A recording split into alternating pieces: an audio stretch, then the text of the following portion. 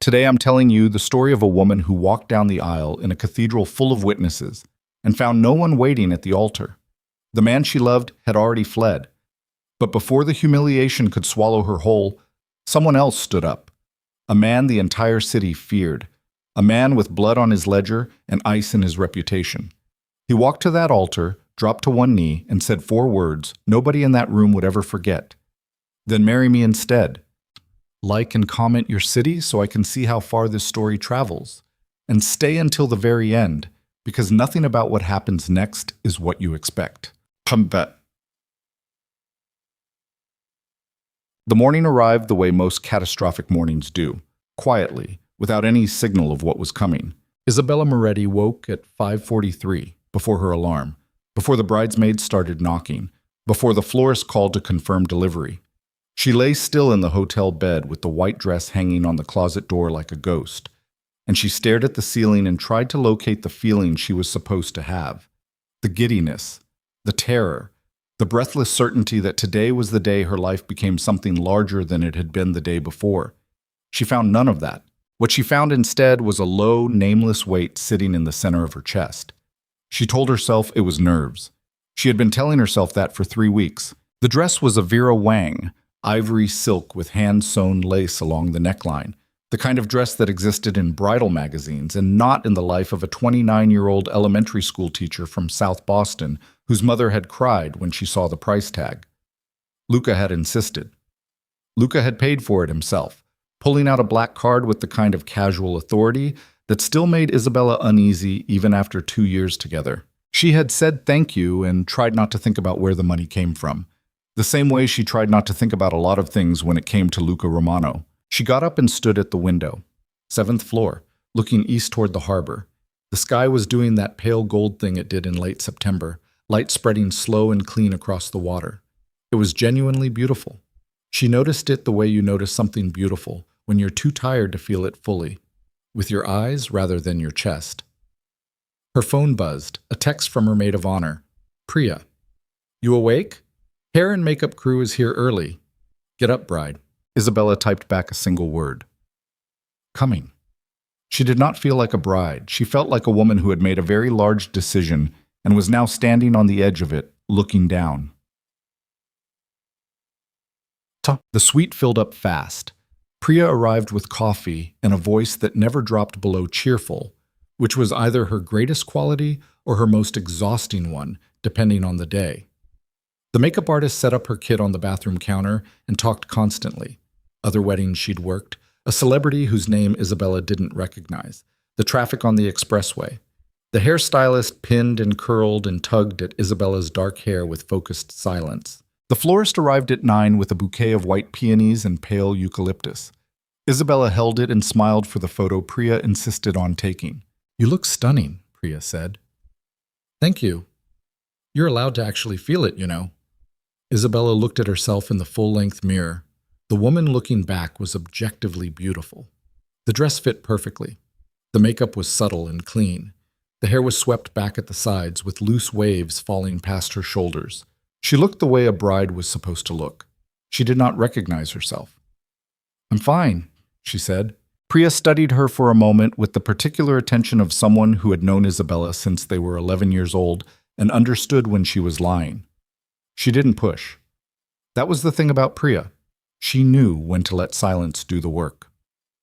At 10:15, Isabella's mother arrived. Elena Moretti was a small, nervous woman who cried at commercials and had strong opinions about pasta water. She walked into the suite and stopped when she saw Isabella standing by the window in the dress, and her hand went to her mouth, and her eyes went bright and wet immediately. Bella, she said. Just that. Isabella crossed the room and let her mother hold her, and over her mother's shoulder she looked at the dress again in the mirror and felt the weight in her chest shift slightly, become something more specific. Not dread exactly, something quieter than dread, a question she didn't know how to ask out loud. You're going to be so happy, her mother said. He's a good man, Luca. He comes from a good family. Isabella said nothing. The Romanos are good people. Damien makes me nervous, God knows. But Luca is kind. He loves you. You can see it. I know, Mom. Are you nervous?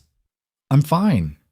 Elena pulled back and held her daughter's face in both hands and looked at her with that particular maternal intensity that saw through everything. "You're not fine. Your eyes are doing the thing." "What thing?" "The thing where you go somewhere else inside your head and leave the rest of your face behind." Isabella gently took her mother's hands away. "I'm just tired. I barely slept." "That's normal. That's completely normal." "I know. Everyone's nervous on their wedding day. Mom, I was sick in the bathroom twice before I married your father." "Mom." "Twice, Isabella." "I know. You've told me." Elena finally stopped. She smoothed the front of her own dress and took a breath and nodded, as if settling something internally. "Okay? All right. You're fine. You're beautiful. And you're fine. And today is going to be wonderful." Isabella smiled. It was a real smile, small and genuine, the kind her mother always managed to pull out of her even when she didn't have one ready. "Yes," Isabella said. "It is. Folk." The cathedral was 6 blocks from the hotel.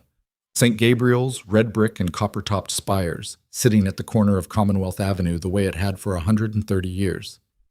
200 guests. The Romano family occupied the left side of the aisle in force, cousins and uncles and men with broad shoulders and watchful eyes who wore their suits like armor. The Moretti side was smaller, louder, warm. Isabella's aunts and cousins who had driven in from Providence and Worcester, and one from as far as Portland. The Romano family intimidated people. Isabella had grown used to it over 2 years of Sunday dinners and holiday gatherings, and the specific social mathematics of navigating a room where half the men present were connected to things that didn't get discussed at the table. She had grown used to the weight of it, the undercurrent that ran beneath every occasion, the sense that the men in Luca's family operated in a world that existed just beneath the surface of ordinary life. She had grown used to almost all of it. Damian Romano she had never fully grown used to. Luca's older brother by 7 years was something categorically different from everyone else in the family. He was not the loudest man in the room. He was never the loudest man in the room. He spoke rarely and listened with the focused patience of someone who found most conversation either informative or useless, with very little in between.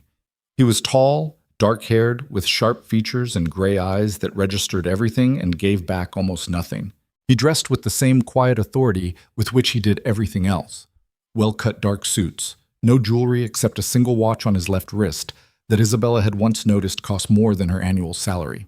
She had sat across from him at maybe 15 dinners over 2 years. They had exchanged probably 100 words total. He was never rude. He was never warm. He was courteous in the particular way that very powerful people are courteous, efficiently, without waste, as if warmth were a resource to be allocated carefully. She did not dislike him. She was not sure you could dislike someone that contained. She tried not to think about Damian Romano on her wedding morning. She mostly succeeded. At 11:45, the wedding coordinator, a brisk woman named Sylvie, who moved through crises the way a boat moves through water, gathered Isabella and the bridesmaids in the small room at the back of the cathedral that smelled of old wood and cold stone. There were 4 bridesmaids total, including Priya, and they were all in their dusty rose dresses, and all performing the collective performance of pre-wedding composure, which involved a certain amount of nervous laughter and a lot of phone checking. Isabella stood apart from the noise slightly, holding her bouquet, breathing the cold stone air, trying to locate herself in the moment. Sylvie appeared at her elbow. "We're about 8 minutes out. The groom's party is—" She stopped. There was something wrong with the pause. It was a half-beat too long, filled with something Sylvie was calculating. "What?" Isabella said. "Nothing to worry about yet." A phrase that immediately produced worry. "Where is Luca?" We're just confirming his location. His best man is—" "Sylvie." The coordinator met her eyes. In those eyes, Isabella read something she didn't want to read, something with edges. "He called the priest," Sylvie said, and her voice had dropped to a near whisper, professional and careful. "About 20 minutes ago. Father Bernard. The officiant took the call in his private office. I only just found out." The noise in the room continued. One of the bridesmaids was laughing at something on her phone. Priya was fixing her own lipstick in a compact mirror. The florist was adjusting the arch of white flowers at the entrance to the main hall. "What did the call say?" Isabella said. Sylvie's jaw was very tight. "He won't be coming." The sentence took a moment to parse. Her brain offered it up in pieces, "won't be coming," and assembled the meaning one fragment at a time, the way you read very bad news slowly because reading it fast would make it true faster. "He canceled," Isabella said. Yes." Isabella heard her own breathing. She could feel Priya behind her, the shift in her friend's attention, the awareness spreading across the room like a drop of ink in water. Someone had gone quiet. Then someone else. 20 minutes ago," Isabella said. "Yes?" "He waited until 20 minutes before the ceremony." Sylvie said nothing. Her silence was its own answer. The weight in Isabella's chest that had lived there since she woke up that morning shifted and broke open and became something else entirely, something hot and physical, a pressure behind her eyes and in the hinges of her jaw. She did not cry. She was too shocked to cry yet. She just stood there holding the white peonies and the eucalyptus and stared at a fixed point on the stone wall and breathed. "Bella," Priya said, right behind her. "Don't," Isabella said, quietly, without turning around. "We don't have to. We can tell everyone that they're already in there," Isabella said. "All of them. We can make an announcement before 200 people, Priya." The number sat in the air. 200 people, including her mother, who had cried when she saw the dress, including her aunts from Providence and Worcester and Portland, including colleagues from the elementary school where she'd taught for 5 years, including every Romano in Boston. She looked down at the bouquet in her hands. The peonies were perfect, fully open, each one a full-blown white sphere, real and unaware of anything. "I'm going to walk out there," she said. "Isabella, I am not going to hide in this room and let someone else tell them."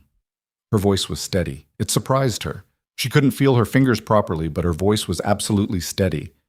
"I am walking down that aisle. Whatever happens after that happens." Priya made a sound that was not quite a word. "Fix my veil," Isabella said. The music began, the processional soft and formal.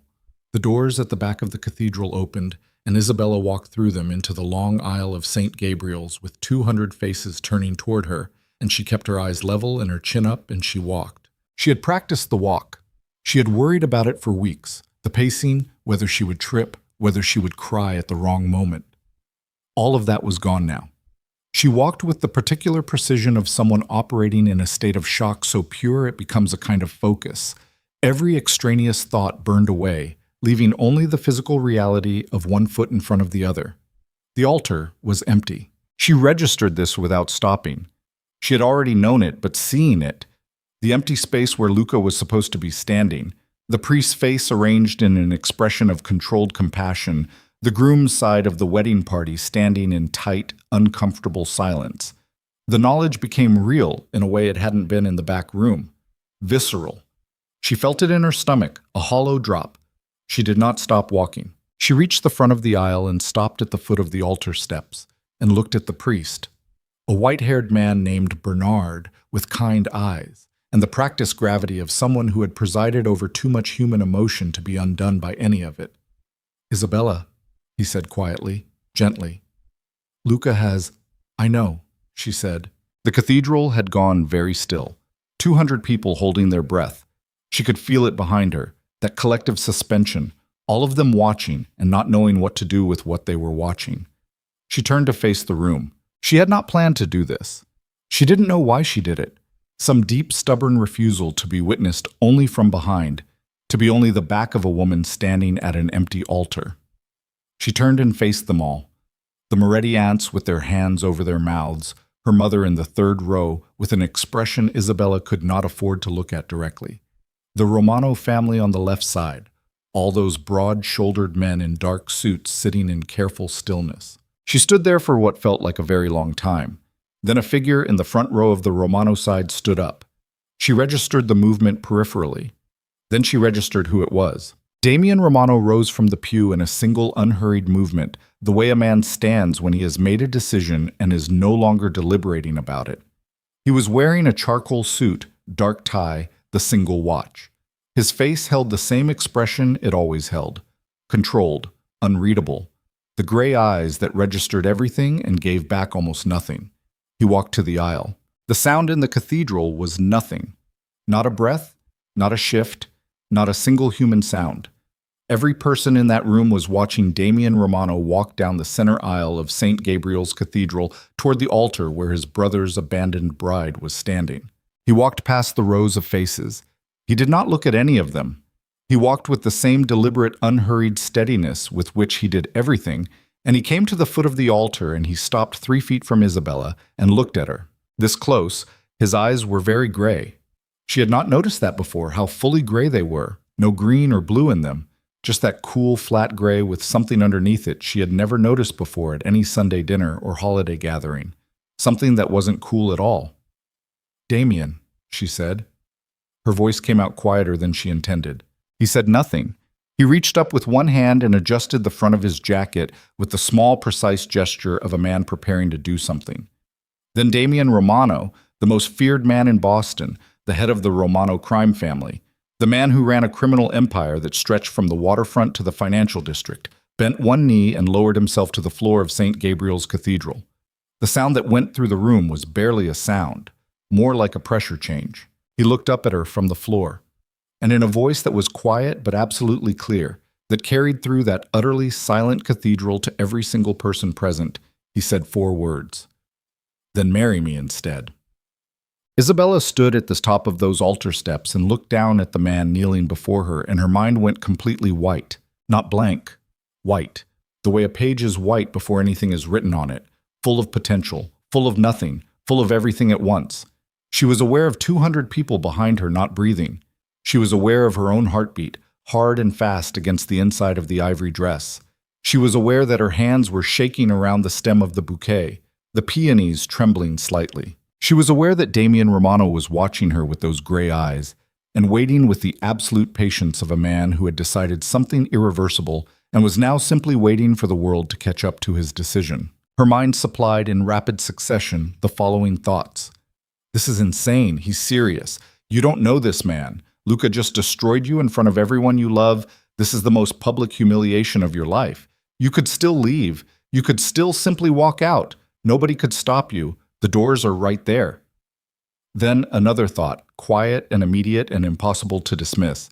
If you walk out those doors alone right now, this is the story. The abandoned bride who ran away. She looked at Damian. He waited. She heard her own voice say it before she'd fully decided. Before her conscious mind caught up to whatever the deeper part of her had already concluded, standing at that empty altar in that ivory dress with everything she'd planned lying in pieces around her. Yes. The word left her mouth like something she'd been holding for a long time. The room erupted. What followed was less a wedding than a collective improvisation under pressure. The priest, to his considerable credit, and with the particular adaptability of a man who has learned that the divine will of the universe rarely moves in straight lines, confirmed with both Isabella and Damian separately that they were consenting, adult, and in their right minds. Sylvie, the wedding coordinator, appeared from somewhere behind the altar with an expression that suggested this was either the worst or best day of her professional career, and she had not yet determined which. The ceremony was abbreviated. It had to be. There were no vows written, no ring for Damian, and the entire structural logic of the event had been replaced by something none of the planning documents had accounted for. The priest improvised a form of words. Damian produced from somewhere a ring, not a wedding band, but a signet ring in heavy gold that he slid onto Isabella's finger with the same quiet precision he brought to everything, and which was so absurdly too large that she had to close her fist to keep it from falling off. She repeated words she did not fully process. He repeated words in a voice that was steady and low. The priest pronounced them married. The room did not know how to respond to this. There was applause, tentative at first, then building, then genuine. The human need to celebrate something, anything, finding its outlet in whatever this was. There were people crying. Her mother was crying, but the nature of the crying had shifted from something despairing to something Isabella couldn't categorize. Priya was crying and not trying to hide it. On the Romano side, the cousins and uncles sat with expressions that ranged from profound shock to something that looked, in a few faces, like suppressed admiration. Isabella turned with her new husband, toward the room and faced all of it, the applause and the tears, and the 200 witnesses of the most improvised, most improbable wedding in the history of Boston's organized crime community, and she kept her face very still and her chin very level, and she breathed. Damien stood beside her. He did not take her hand. He did not perform anything.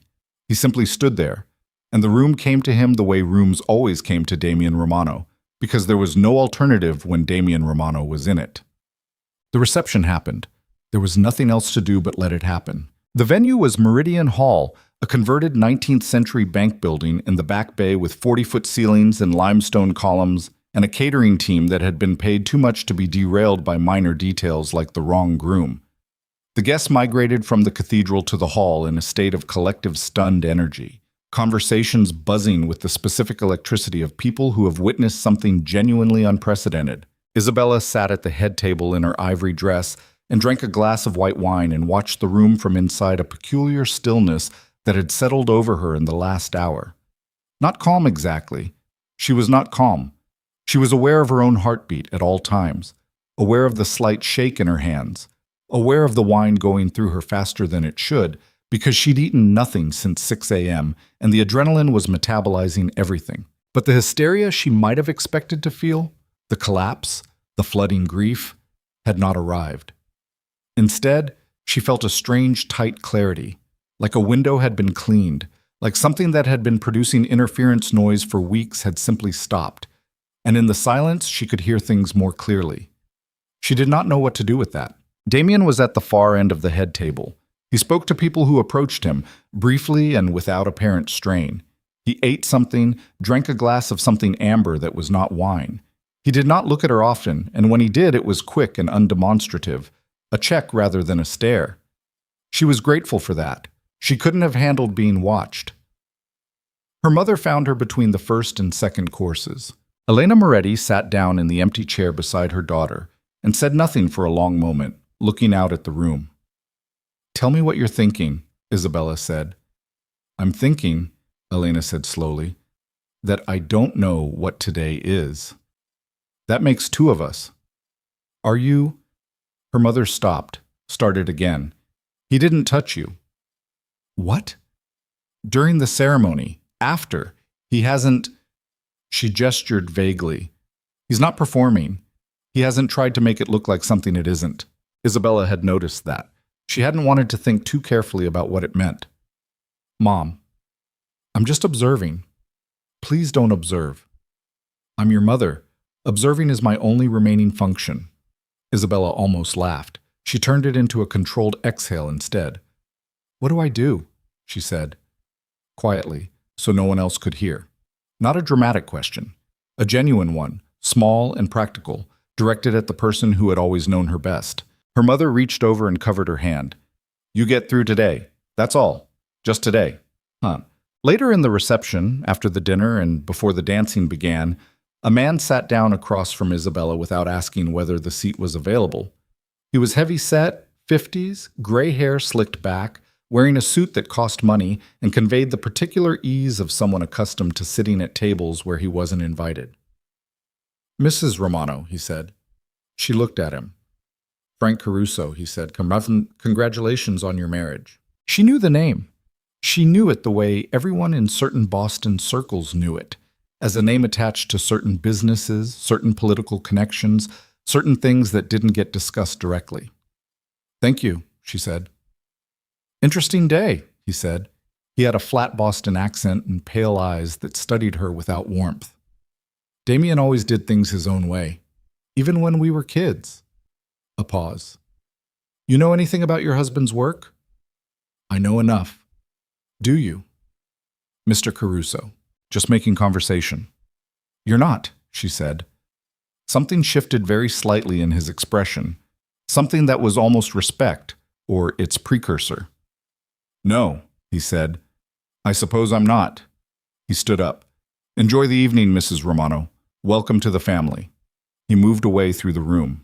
Isabella sat with the stillness that his presence had disturbed settling back around her. She was Isabella Romano now. The name felt like a coat that didn't quite fit yet, worn over something she hadn't fully shed. She turned it over in her mind, The weight of it, the implications, all the geography of danger that came with it. She looked across the room to where Damien was standing with two men she didn't recognize. He was listening rather than talking, which was usually how he operated. As if sensing her attention, he looked up and found her eyes across the room. He held the look for exactly 3 seconds. Then he returned his attention to the conversation. 3 seconds. She counted it backward and forward afterward, trying to decode what was in it. She found nothing she could name. Only the fact of it. That he'd looked, that it hadn't been accidental, that in a room full of people pretending this was a normal wedding reception, his gaze across the distance was the most honest thing that had happened to her all day. They did not speak privately until after 11, when the reception was winding down and the last guests were beginning to depart. Sylvie appeared and informed them that a car was ready when they were. The honeymoon suite at the hotel had been arranged, the same hotel where Isabella had dressed that morning, which struck her now as either poetic or ridiculous. She couldn't determine which. In the elevator, going up, they stood on opposite sides of the car and said nothing. Isabella looked at the closed doors. Damien stood with his hands in his jacket pockets and looked at the same nothing. "I need you to understand something," she said, when the number on the panel read 7. "Say it." "I don't know what today was. I don't know what this is." "I said yes in front of 200 people because the alternative was—" She stopped. "I'm not going to pretend I understand what you did or why. All right. I'm also not going to pretend I'm your wife tonight." A pause. "I didn't expect you to. The room, whatever they arranged, I'm not— Isabella." His voice was quiet and entirely without pressure. "You'll have the room. I'll sleep elsewhere." She turned and looked at him then. He was watching the elevator doors with the same contained expression he wore everywhere, but something in the line of his jaw was not quite as set as usual. Something there that was human and slightly effortful. "Why did you do it?" she said. He was quiet for long enough that she thought he wasn't going to answer. "You shouldn't have been left standing there alone," he said. She stared at his profile. "That's not enough of an answer," she said. "No," he agreed. "It's not." The elevator opened at the 7th floor. He stepped aside to let her out first. She walked into the hallway and heard him follow, and they walked in silence down the corridor to the suite, and she stopped at the door with the key card and turned to look at him. "Tomorrow," she said. "I need an actual conversation." "Yes." "Not tonight. Tonight I just need—" "I know," he said. She didn't ask how he knew. She turned and pressed the card to the lock and went inside. The door closed behind her. She stood in the center of the suite, the same suite where she had put on this dress 9 hours ago as someone else's bride, and she looked down at the signet ring jammed onto her finger, heavy, gold, stamped with a crest she didn't recognize, and she pressed her fist closed around it and stood in the silence and finally, let herself fall apart. She didn't make much noise, just sat on the edge of the bed in the ivory dress with the bouquet still in her hand and let the tears come. Not the pretty kind, not the photogenic kind, but the ugly, inarticulate kind that had nothing to do with performance. She cried for Luca, not because she wanted him back, but because 2 years was 2 years, and she had believed something true that turned out to be false. She cried for her mother's face when the altar was empty. She cried for the morning version of herself who had stood at the window watching the harbor and felt only that quiet, unnameable weight and hadn't known what it meant. She cried until there was nothing left to cry, which took about 20 minutes. Then she washed her face, hung up the dress, put on the hotel robe, ordered room service at midnight, eggs and toast and black coffee, and ate it sitting on the bed watching nothing, not even turning the television on, just sitting in the quiet. She was Isabella Romano now. She turned the signet ring around on her finger. The crest was a bird of some kind, wings spread, stylized in a way that was old and formal. She didn't know what it meant. She put the tray outside the door. She got into bed. She lay in the dark with the city moving quietly 10 stories below and the ring still on her finger and thought about 3 seconds in a crowded reception hall. A pair of gray eyes finding hers across the distance and holding on for exactly 3 seconds before looking away. She did not sleep for a long time. When she finally did, the last conscious thought she had was not about Luca. The next morning, she awoke early again. This time, the weight in her chest was different. Not the vague dread of yesterday. Something more specific, with actual edges, belonging to an actual situation rather than a fog of doubt. She showered, dressed in the clothes Priya had left in the suite last week, in a fit of paranoid wedding logistics, and opened the suite door to find a tray on the floor outside it. Coffee, cut fruit, a small wrapped pastry from a bakery she recognized. A bakery near the waterfront. The coffee was the right order. She did not remember telling Damien Romano how she took her coffee, but it was exactly right. Beneath the cup was a card. No envelope. Just a card with a small spare note in dark ink, the handwriting angular and controlled. Take your time. There's no rush this morning. When you're ready, I'm downstairs. She stood in the doorway holding the card for a long moment. Then she closed the door, sat on the edge of the bed, and drank the coffee. She thought about the man downstairs. The man who had in 24 hours dismantled every expectation she had about how her life was supposed to go. The man whose name she now legally carried. The man she had exchanged something like marriage vows with in a cathedral full of witnesses. A man she had sat across from at 15 dinners and exchanged perhaps 100 words with. A man who had brought her the right coffee. A man who, when asked in an elevator why he'd knelt before her in front of 200 people, had said only, "You shouldn't have been left standing there alone." She finished the coffee. She picked up the card again. Read it once more. When you're ready, I'm downstairs. She put on her shoes. She was not ready, not in any real sense of the word. She was jangled and exhausted and legally married to a man she barely knew, and her actual life was somewhere in the wreckage of yesterday, waiting to be reconstructed. She was not ready, but she picked up her bag and she went to the door and she put her hand on the handle. What she didn't know, what she had no way of knowing, standing in that hotel room on the morning after the most chaotic day of her life, was what she would find when she finally stepped inside Damien Romano's world. What she would learn about the man who kept his distance so perfectly that it had taken an abandoned altar to reveal the truth. What was waiting for her inside the walls of his estate. What she would discover in a locked room she was never meant to find, and what it would cost her when she did. She opened the door. The elevator ride down to the lobby took 40 seconds. Isabella counted them. Not deliberately. Her mind had developed the habit overnight of measuring things, clocking durations, finding edges to hold on to in the absence of any stable ground. 40 seconds. The doors opened onto pale marble flooring and the low murmur of a hotel morning, and she walked out and found him immediately. Damien was standing near the far windows, not sitting, which she would come to understand was characteristic. He stood in spaces the way certain people stand, with the particular ease of someone who has never needed a room to make him welcome. He was in dark trousers and a charcoal sweater, no jacket, which was the least formal she had ever seen him. He had a coffee cup in one hand. He was looking out the window at Commonwealth Avenue when she came in, and he turned when he heard her. "Okay," he said. Not good morning, not how did you sleep. Just okay. A question that meant exactly what it asked, and nothing more. "No," she said honestly. Something in his face acknowledged this without reacting to it. "There's a car outside. The house is, if you're ready." "The house." "My house. Your—" A brief stop. "Where I live. I thought we should talk somewhere private." She looked at him. "I don't know anything about where you live." "I know. Luca never—" She stopped. The name landed between them with a small, hard weight. "We were going to find our own place. After the honeymoon. We hadn't—" She pressed her mouth closed. "You don't have to explain. I'm not explaining. I'm saying I'm about to get into a car and go to the home of a man I barely know." "Yes," he said. "You are." No apology in it, no false reassurance, just the fact acknowledged. She picked up her bag and walked toward the exit. "Then let's go."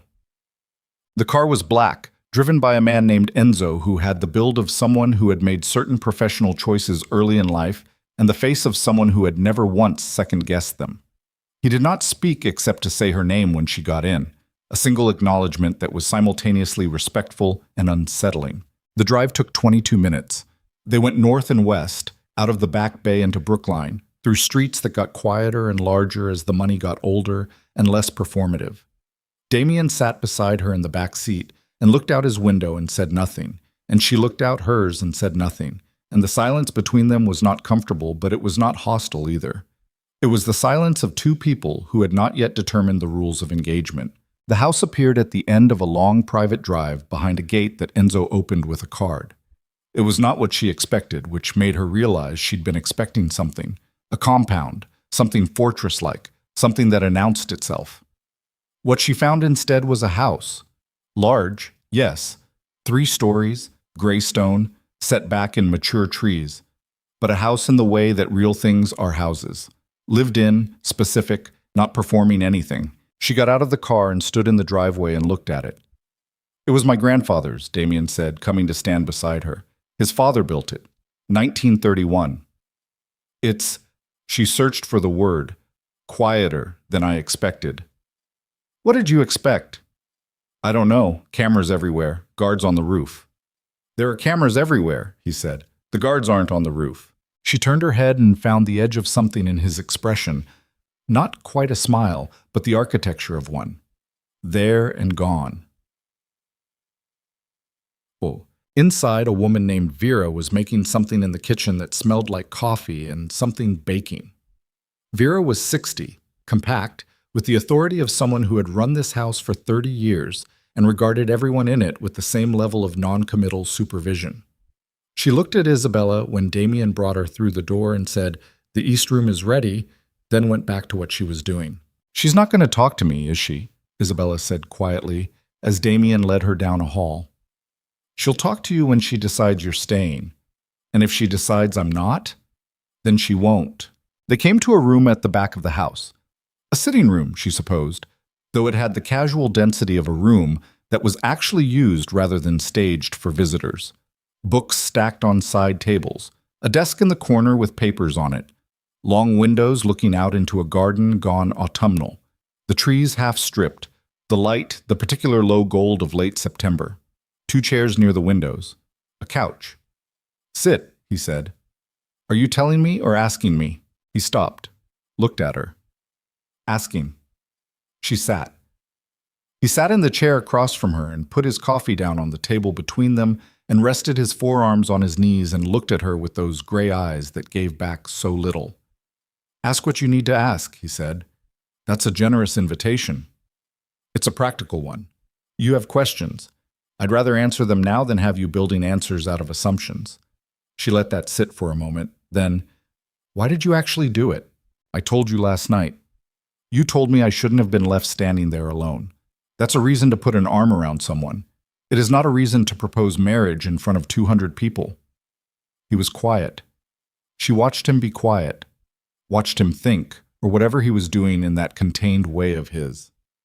"Because I wanted to," he said finally. "That's not an answer. It's the honest one." "Damien." She said his name for only the second time, and it still felt strange in her mouth, too familiar for people who barely knew each other, too necessary for this conversation to avoid. "I need more than honest. I need specific. Why did you want to?" Something moved in his face. Barely.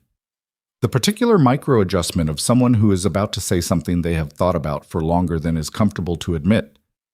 "I've known you for 2 years, he said. "We've barely spoken in 2 years. "I know. We've sat at the same table maybe 15 times, and I don't think we've ever had a real conversation." "I know that too." So I still know you," he said. "I know how you talk to the people who make you nervous and how you talk to the ones who don't. I know you put your fork down when Luca's uncle starts performing for the table because you think it's embarrassing, but you don't say so. I know you always found an excuse to be the one who helped clear after dinner. Not because you were raised that way, which you were, but because you needed the kitchen to decompress. I know your laugh when it's real, and I know your smile when it's not. I know—" He stopped, set his jaw. "I know more about you than you know I know." That's the honest and specific answer. Isabella sat in the autumn gold light in the stranger's house, in the stranger's chair, and felt the world reconfigure slightly around the axis of what he had just said. "You watched me," she said. "Yes." "For 2 years." "Yes." "While I was with your brother." "Yes." She held his gaze. "That should bother me more than it does." "Maybe." "Why doesn't it bother me more?" "Because you already know the rest," he said quietly. "You know the part where I didn't do anything, 2 years of sitting on the other side of the table, and I never... He stopped, picked up his coffee, put it down without drinking. It wasn't until he left you standing there that I made a decision in about 30 seconds. It was possibly the most reckless thing I've ever done. You don't seem like someone who does reckless things. I'm not. And yet, he agreed. The room breathed around them. The garden outside shifted in a light wind.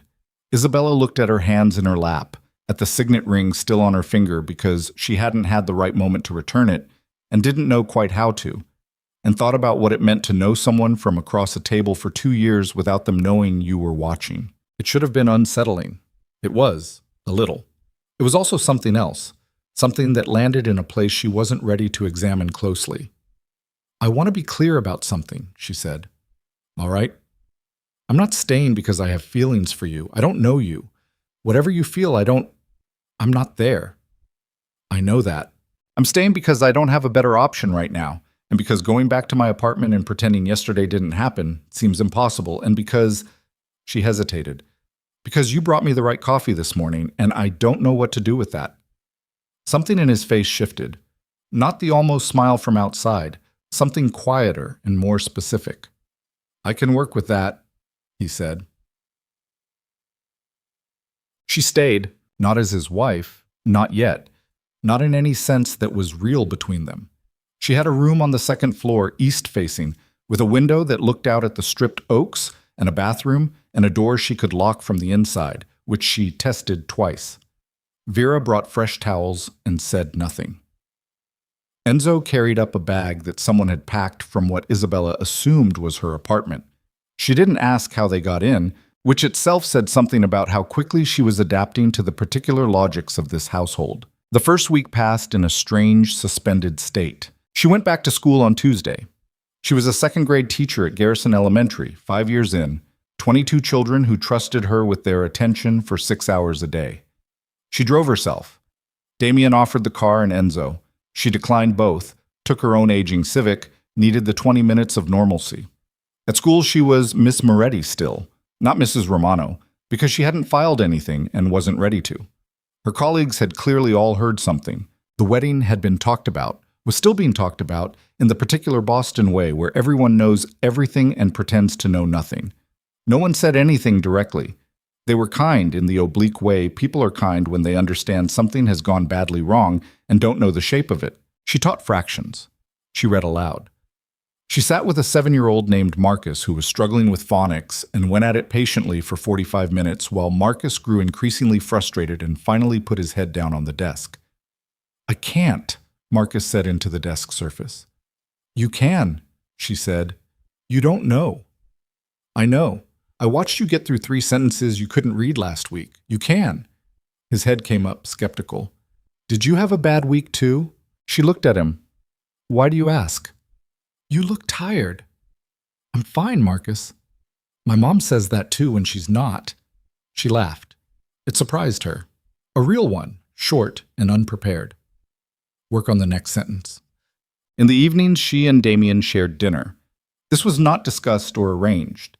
It simply developed as the household's logic. Vera cooked, Vera served, and there was one table, and they both needed to eat.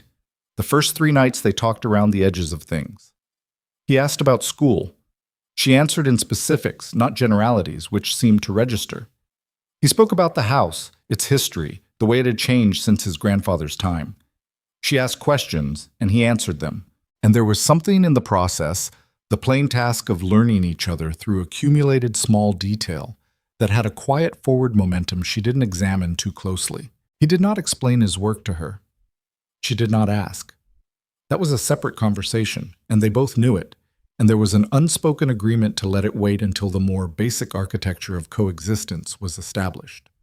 On Thursday evening, near the end of the first week, Damien came home at 9 instead of 7 and sat down at the dinner table with something tight in his jaw and around his eyes that he was controlling with visible effort. Vera served and left. Isabella ate and waited. Rough day, she said eventually.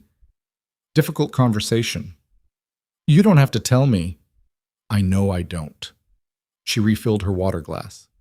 But, he looked up. There's a situation with the Caruso family, Frank Caruso. The name landed. She remembered the reception, the slicked back gray hair, the pale eyes. Welcome to the family. He was at the wedding, she said. He's been a problem for longer than the wedding. What kind of problem? Damien set his fork down and looked at her with an expression that was evaluating something.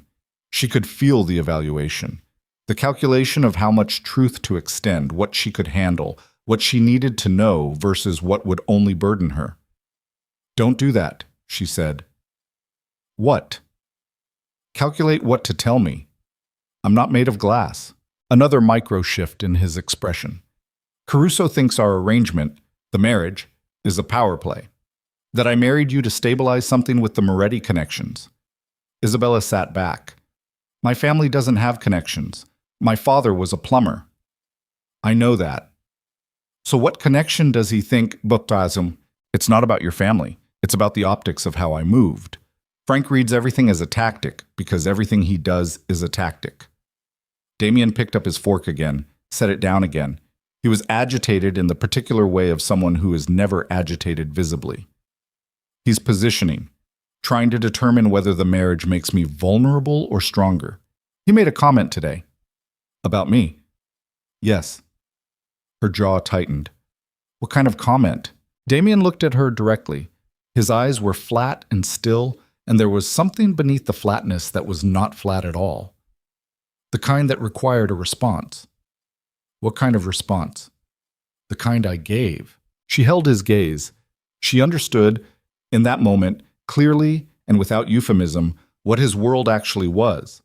Not as an abstraction, not as a background she could choose not to look at, but as a real operational fact that had just made contact with her own name. Someone had said something about her. Damien had responded. The response had involved something other than words. Is it settled? She said. For now. And later? Later is later.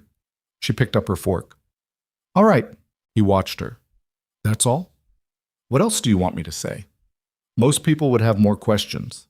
I have more questions.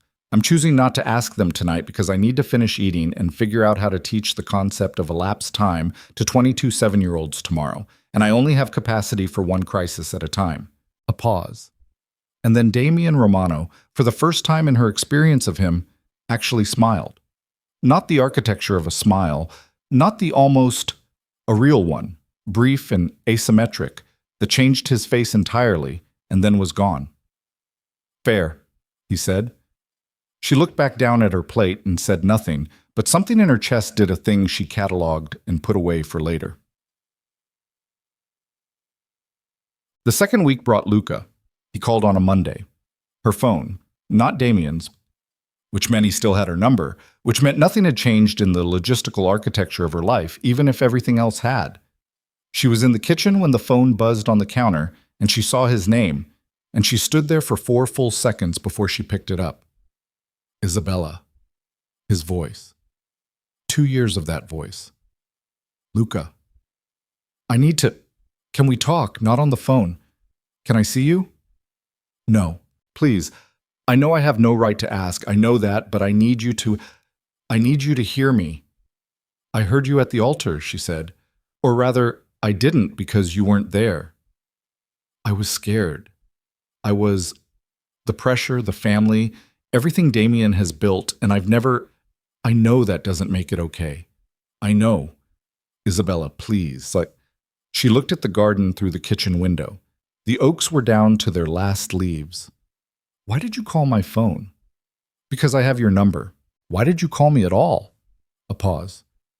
Because he doesn't get to just take you, because you were mine. I was not yours, she said. The sharpness of it surprised even her. You made that choice. You made it 20 minutes before the ceremony, and you didn't even have the decency to tell me yourself you told the priest.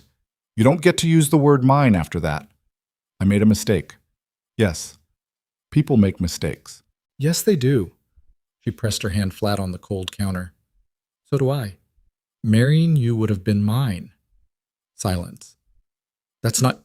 You can't mean that. I do. You've known him for 2 years and you've talked to him maybe 10 times. You don't know who he is, Isabella. what he does, what he's capable of. I know what he did when you left me in front of 200 people, she said. That's enough for now. She hung up. She set the phone face down on the counter and stood in the kitchen breathing, the cold stone smell of the house in her lungs, and after a minute she heard Vera moving in the next room, and the small domestic normalcy of it steadied her. She did not tell Damien about the call that night. She should have. She knew it even then. She put it away instead, in the same category as all the other things she was not yet ready to look at directly.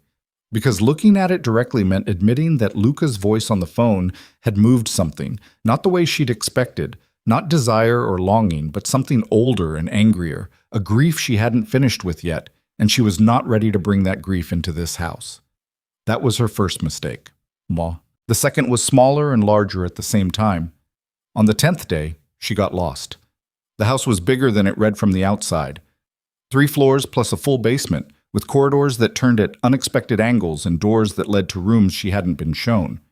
She had been respecting the geography, staying in the rooms that had been made available to her, treating the rest of the house the way you treat a host's private space until invited further.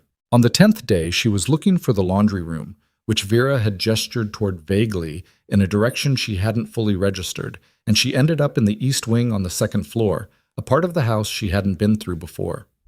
The corridor was narrower here, older, with lower ceilings and the particular quiet of a space that wasn't used often. She tried 3 doors: a linen closet, a room with exercise equipment, a third door that was slightly ajar, not fully closed, not locked. She pushed it open. It was not the laundry room. It was a large room with north-facing skylights, and the particular smell of oil and turpentine and something organic she couldn't name. Canvases everywhere, against the walls stacked in wooden racks, 2 on easels facing the light. The floor was wood, paint stained in layers, years of layers, the way only a room that has been used constantly for a very long time accumulates. Brushes in jars, palettes with dried pigment in ridges and pools. She stood in the doorway and looked at it. Then she stepped inside because the paintings demanded it.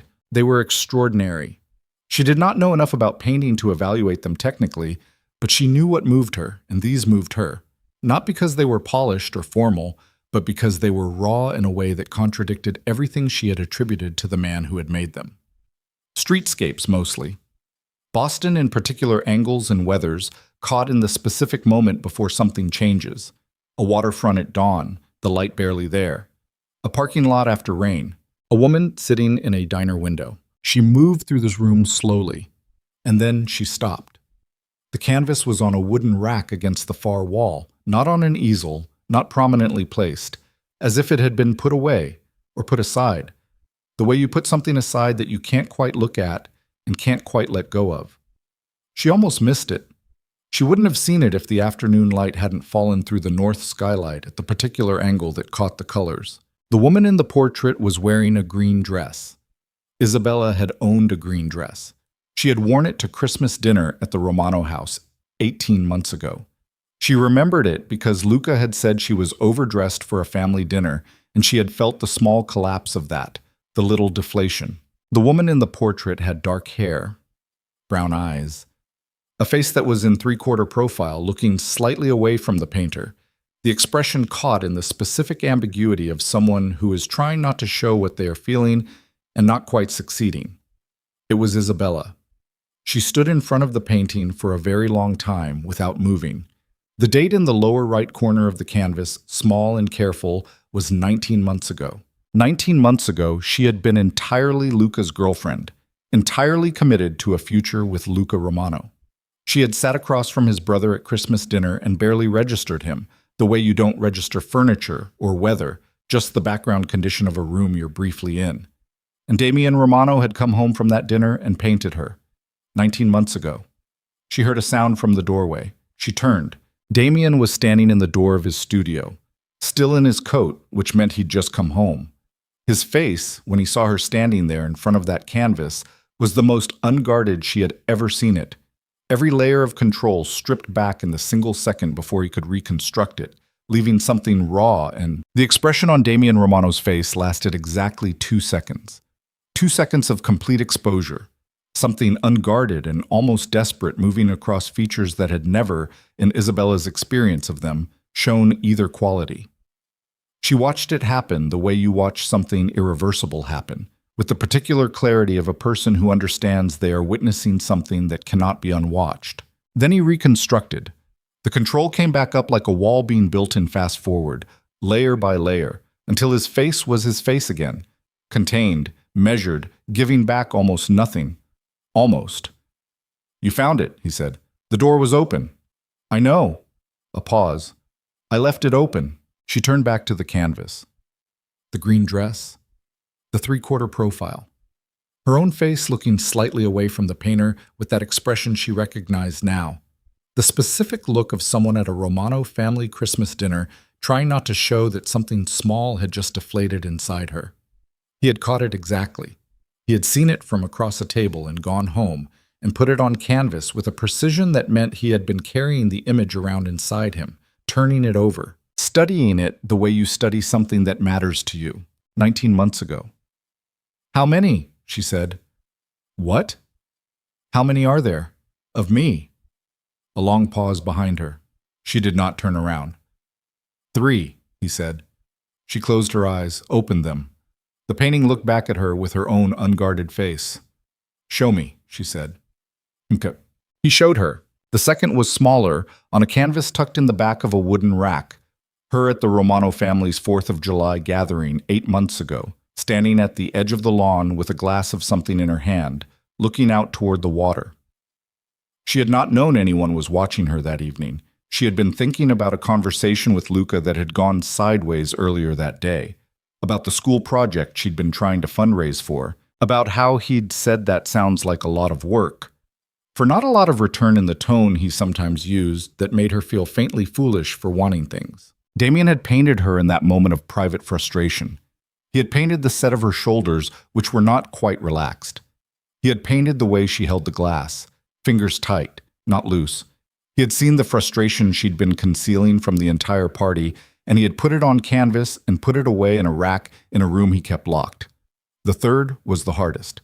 It was the largest of the three, and it was the most recent. The date in the corner was 4 months ago, which meant he had painted it while she was still with Luca, while she was still planning a wedding, while she was still the woman who would become his brother's wife. It showed her at the dining table at Sunday dinner, laughing at something one of the cousins had said. Full face this time, not profile. The laugh was real. She could see the difference herself, the way the eyes changed, the specific quality of something unguarded. She stood in front of it for a long time. "You were going to let me marry him," she said. "Yes." "You had 3 paintings of me. You had been watching me for 2 years, and you were going to stand there at that wedding and watch me marry your brother. What would you have had me do?" She turned around.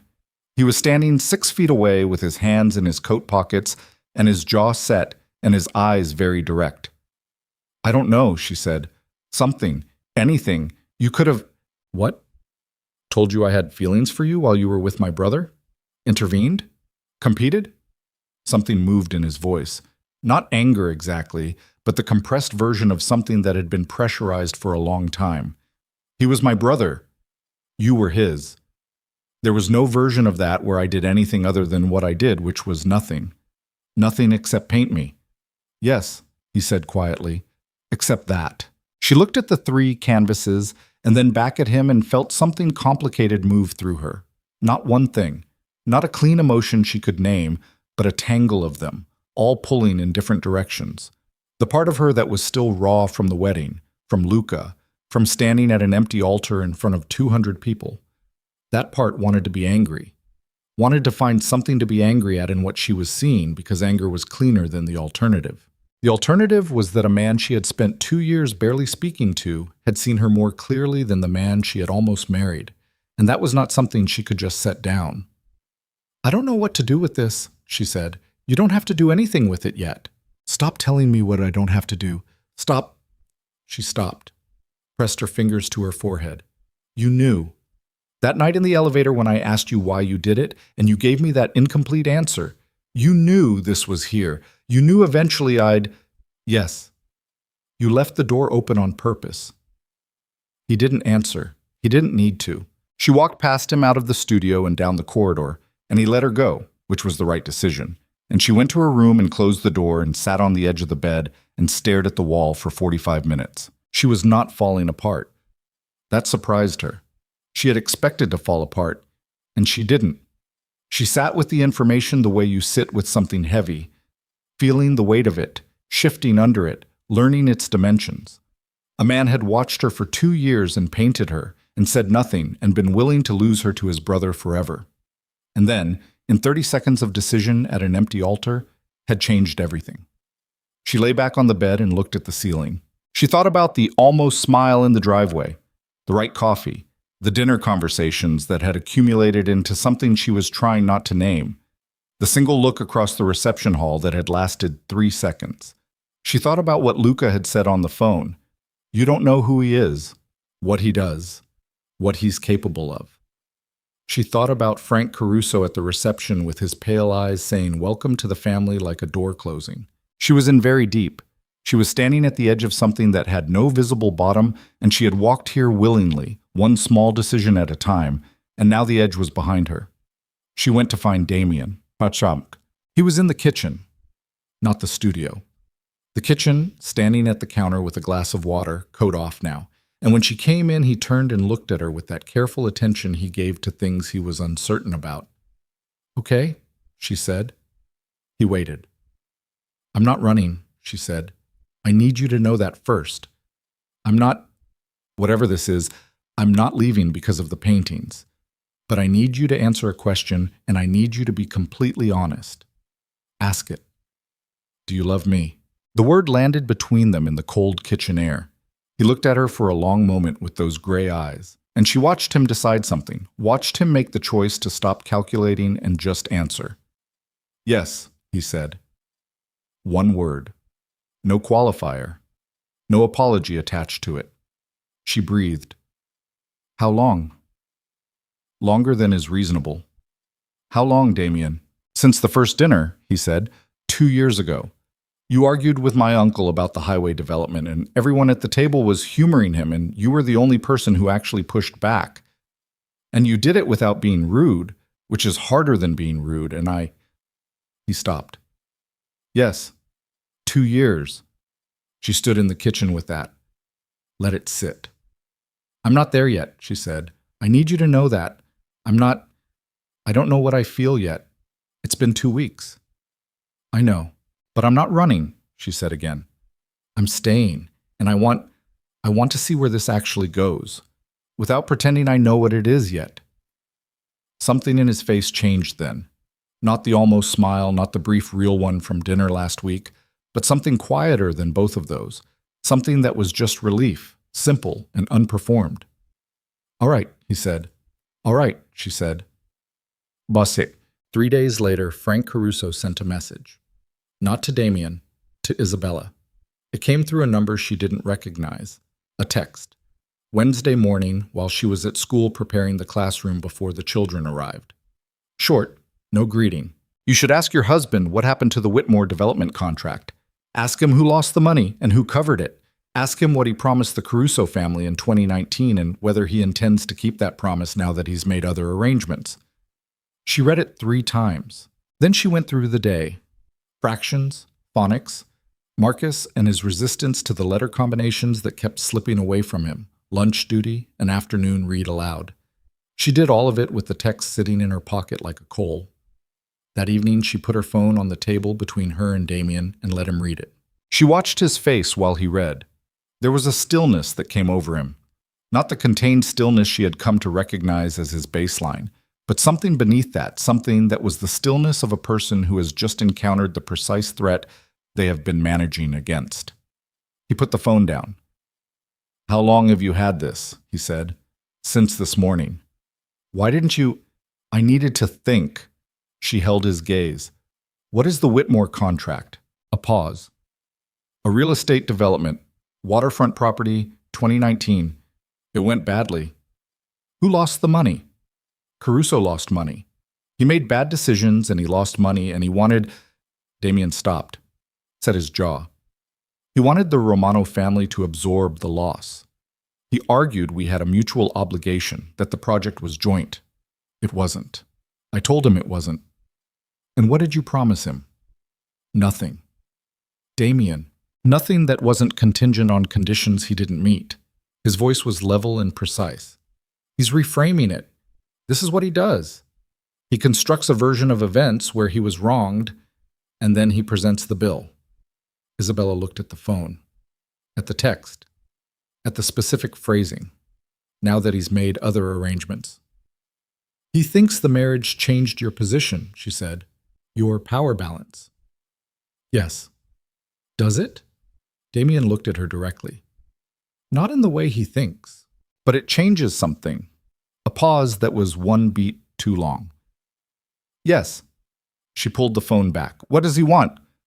He wants the waterfront, the original terms he claims we agreed to, which would give his operation access to Romano's shipping infrastructure. Damien's voice was careful and flat. Which I will not give him. And if you don't? He picked up his water glass, set it down, the small, careful movements of a man choosing his next words. He'll move against us, he said. Us. The word was so small and so enormous at the same time. Against me, she said. He'd use you, yes, to get to me. His jaw was very tight now. He made a comment. I told you at dinner 2 weeks ago, and I responded to it. He's not going to escalate past a certain point because he knows what a direct move against this family costs him. But leverage, he stopped. He would use leverage. And I'm leverage. You're my wife. In his framework, yes. She sat with that for a moment. The specific weight of it, the fact that she had walked into this marriage with no understanding of the full scope of what she was walking into, and nobody had handed her a map, and now she was sitting in this kitchen being told that a man with pale eyes and a slicked-back haircut viewed her as a tactical instrument. Tell me everything, she said. Isabella, everything. Not the version where you protect me from what's uncomfortable. The actual version. She held his gaze and did not look away. I am in this now. I need to know what I'm in. He looked at her for a long moment. Then he nodded once, and he told her. It took 2 hours. The Romano operation, shipping, real estate, the enforcement infrastructure that underpinned both, the history of it, the current shape of it, the pressure points and the alliances and the names of the people who were reliable and the names of the people who were not. The federal interest that had been building for 3 years, a task force that had been assembling a case with the patience of people who understood that patience was their primary weapon. The internal tensions, the men in the organization who had been loyal to Damien's father and were not fully reconciled to Damien's approach, which was more controlled and less theatrical than the previous generations, and Frank Caruso, the full architecture of that. The 2019 deal, the loss, the resentment that had been growing since, the moves he had made in the intervening years to rebuild his position, the specific way he had been waiting for a vulnerability to appear in the Romano structure, and then the marriage. How the marriage looked from outside, not the real thing, which was a 30-second decision at an empty altar driven by something that had nothing to do with power, but the way it read to people like Caruso, who saw everything as a move and therefore saw the marriage as a move, an alliance, a consolidation. When he was done, the kitchen was dark except for the light above the table. Isabella sat with all of it. You should have told me sooner, she said. Yes. Before I got a text from Frank Caruso on a Wednesday morning. Yes. Why didn't you? He was quiet. Because you were trying to keep the two things separate, she said. The marriage and the work. Keep me in the clean part. I wanted to give you... Don't. She said it without heat, but absolutely firmly. Don't tell me you were protecting me. I didn't need protection. I needed information. He accepted that. She could see him accept it. The slight shift in his posture, the absence of any defensive counter. What do we do about Caruso? She said. I handle it. How? That's not a... Damien. Her voice landed hard. How? He looked at her.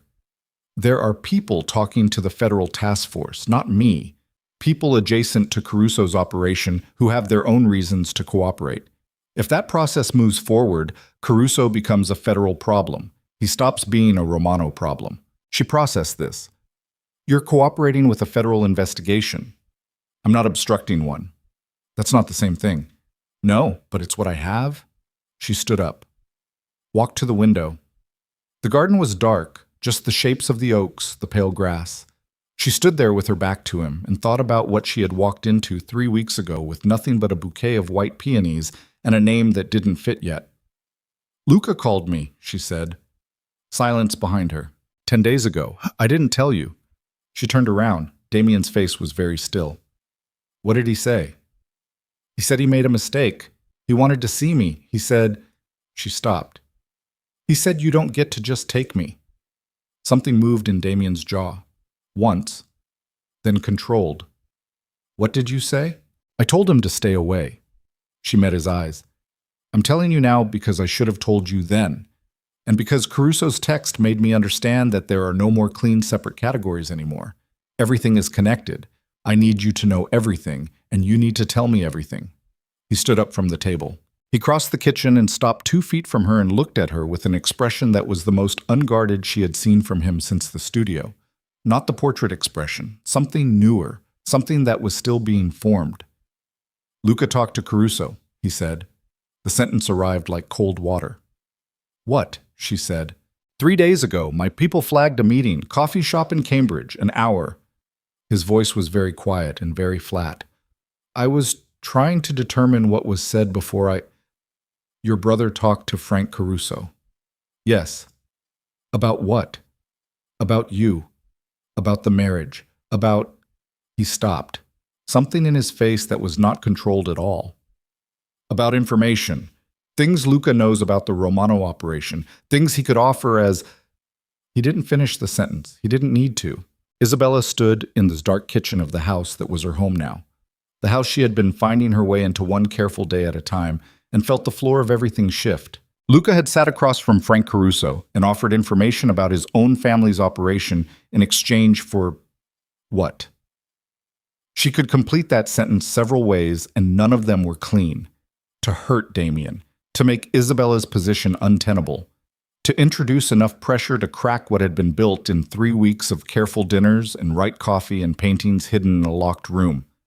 "He's going to try to get to you through me," she said. "Yes." "And through Caruso." "Yes." "And the federal investigation, if Caruso gives them what Luca gave him, it accelerates," Damien said. "Significantly." She looked at her husband's face. The gray eyes with something underneath them that was not gray at all, something that had been there since Christmas dinner 2 years ago when she had argued with his uncle about a highway and not been rude about it. She understood now what she was standing inside. Not a marriage of convenience, not a rescue, not even a love story, not yet, not simply, but a situation with real walls and real stakes and real people who intended real harm, and she was at the center of it.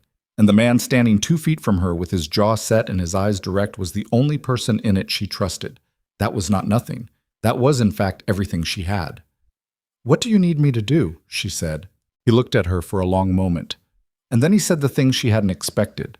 Not a directive, not a tactical instruction, not the kind of thing a man in his position said to someone he was trying to keep in the clean, safe, separate category. "I need you to stay," he said, "not because of Caruso. Not because of Luca. Because I—" He stopped. His jaw worked once. "I need you to choose this, with full information, knowing what it is." The kitchen was very quiet. She looked at the man who had watched her for 2 years from across a table and said nothing, who had painted her in a green dress and put the canvas in a rack in a locked room, who had knelt on a cathedral floor in front of 200 witnesses and said 4 words that had destroyed the life she'd planned and replaced it with this one.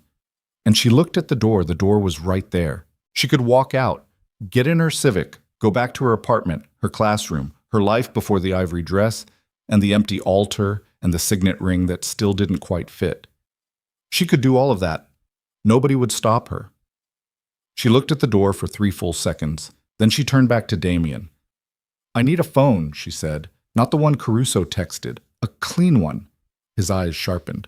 "Why?"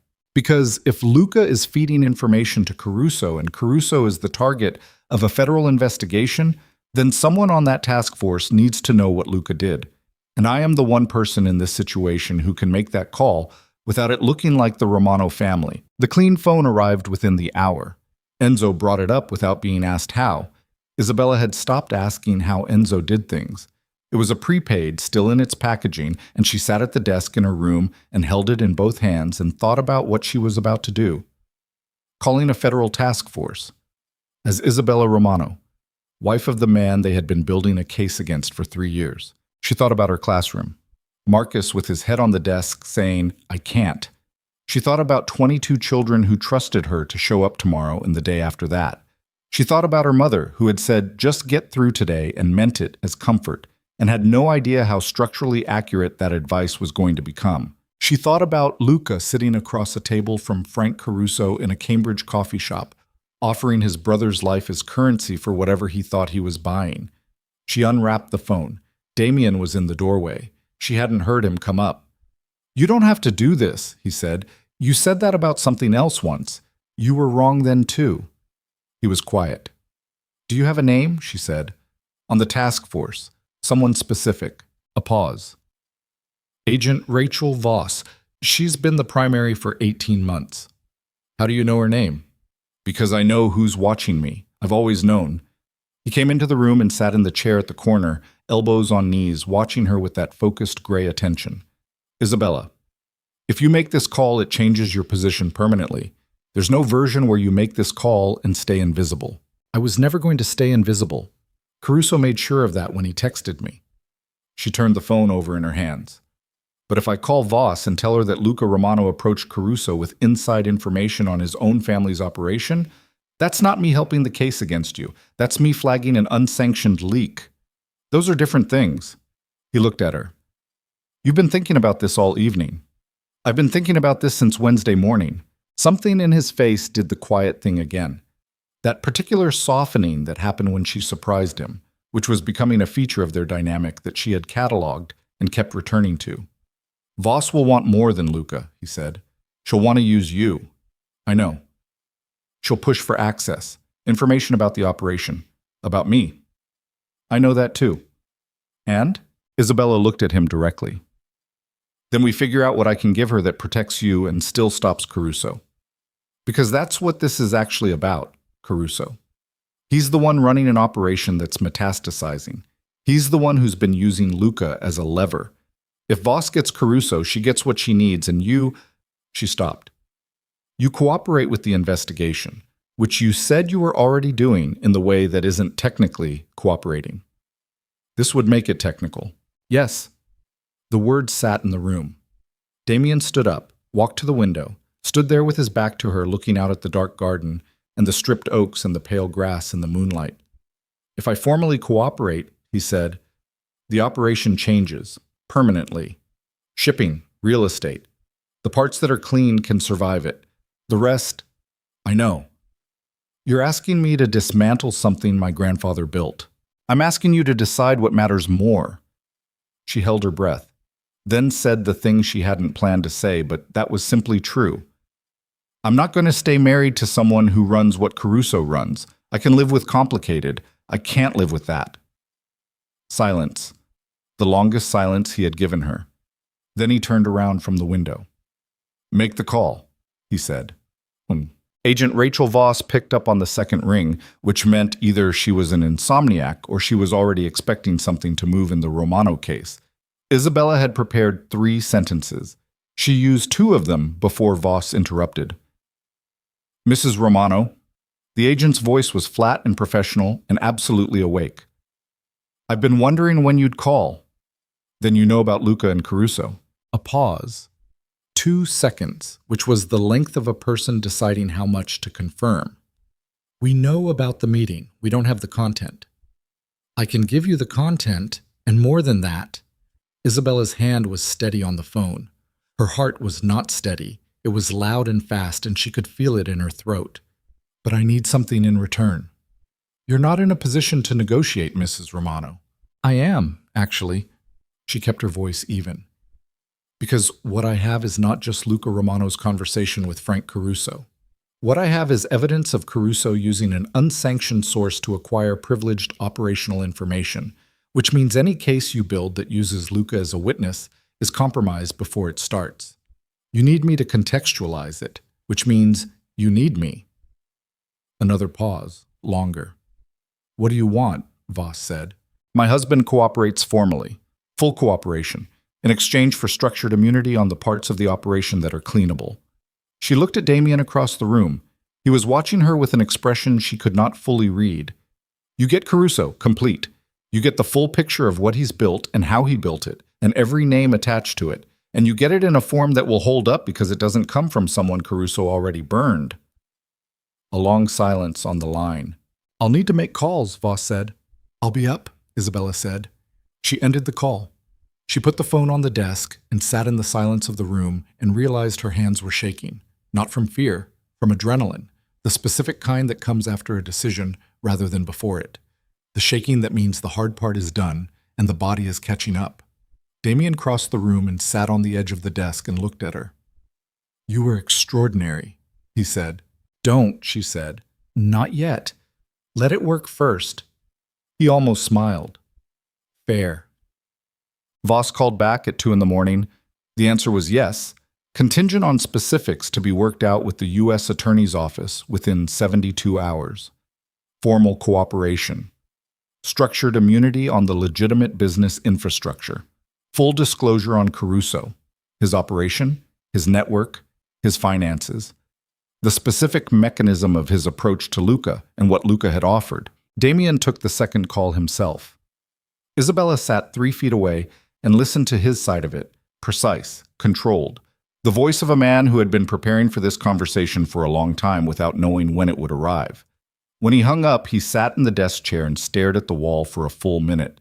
She didn't say anything. She let the minute be what it was. Then he said, My grandfather would have rather burned the house down. Your grandfather isn't here. No. A beat. No, he's not. She went to bed at 3. She didn't sleep. She lay in the dark and felt the shape of what the last 4 weeks had become. The cathedral, the ring that didn't fit, the studio with the 3 canvases, the text from Caruso, the call to Voss. And somewhere in the middle of feeling all of it, she stopped cataloging and just let it be there, the whole weight of it at once. She fell asleep at 4:30. At 6:15, the window exploded. No, not literally. The glass held, but a rock the size of a man's fist came through it. Center pane, a clean hole and a spiderweb of cracks radiating out. And Isabella was on her feet before she was fully conscious. The survival instinct moving faster than thought. And she was against the far wall with her heart hammering so hard she could hear it in her ears before she registered what had happened. She heard Enzo's voice in the hall. Then running. She pulled on clothes with shaking hands. She opened the door, and Enzo was there. Not running, already past running, already in the specific controlled mode that meant something real was happening. Stay in the room, he said. What? Mrs. Romano. Room. She stayed. She stood in the room with the broken window and the cold October air coming through the hole and listened. Voices below, more than one. The particular quality of men coordinating under pressure.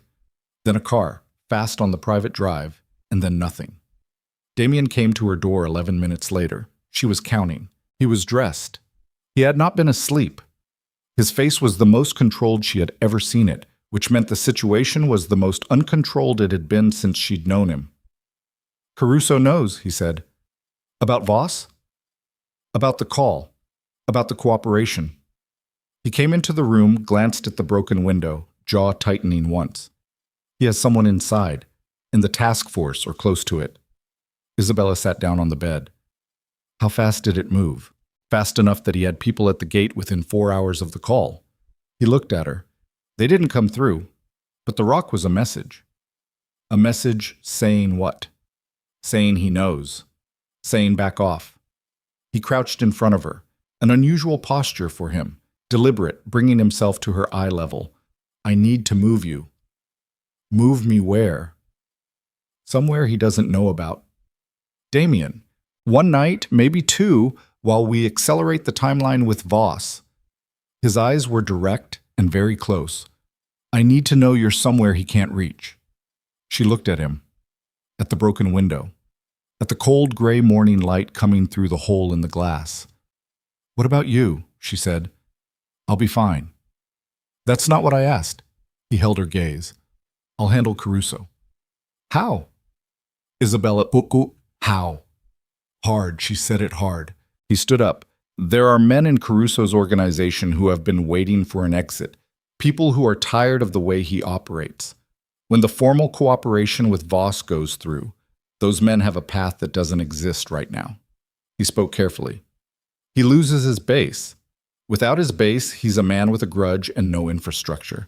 And a man with a grudge and no infrastructure is just a pause. A man. She absorbed this. And Luca, something crossed his face, quick and raw and gone. Luca made his choices. He's your brother. I know what he is.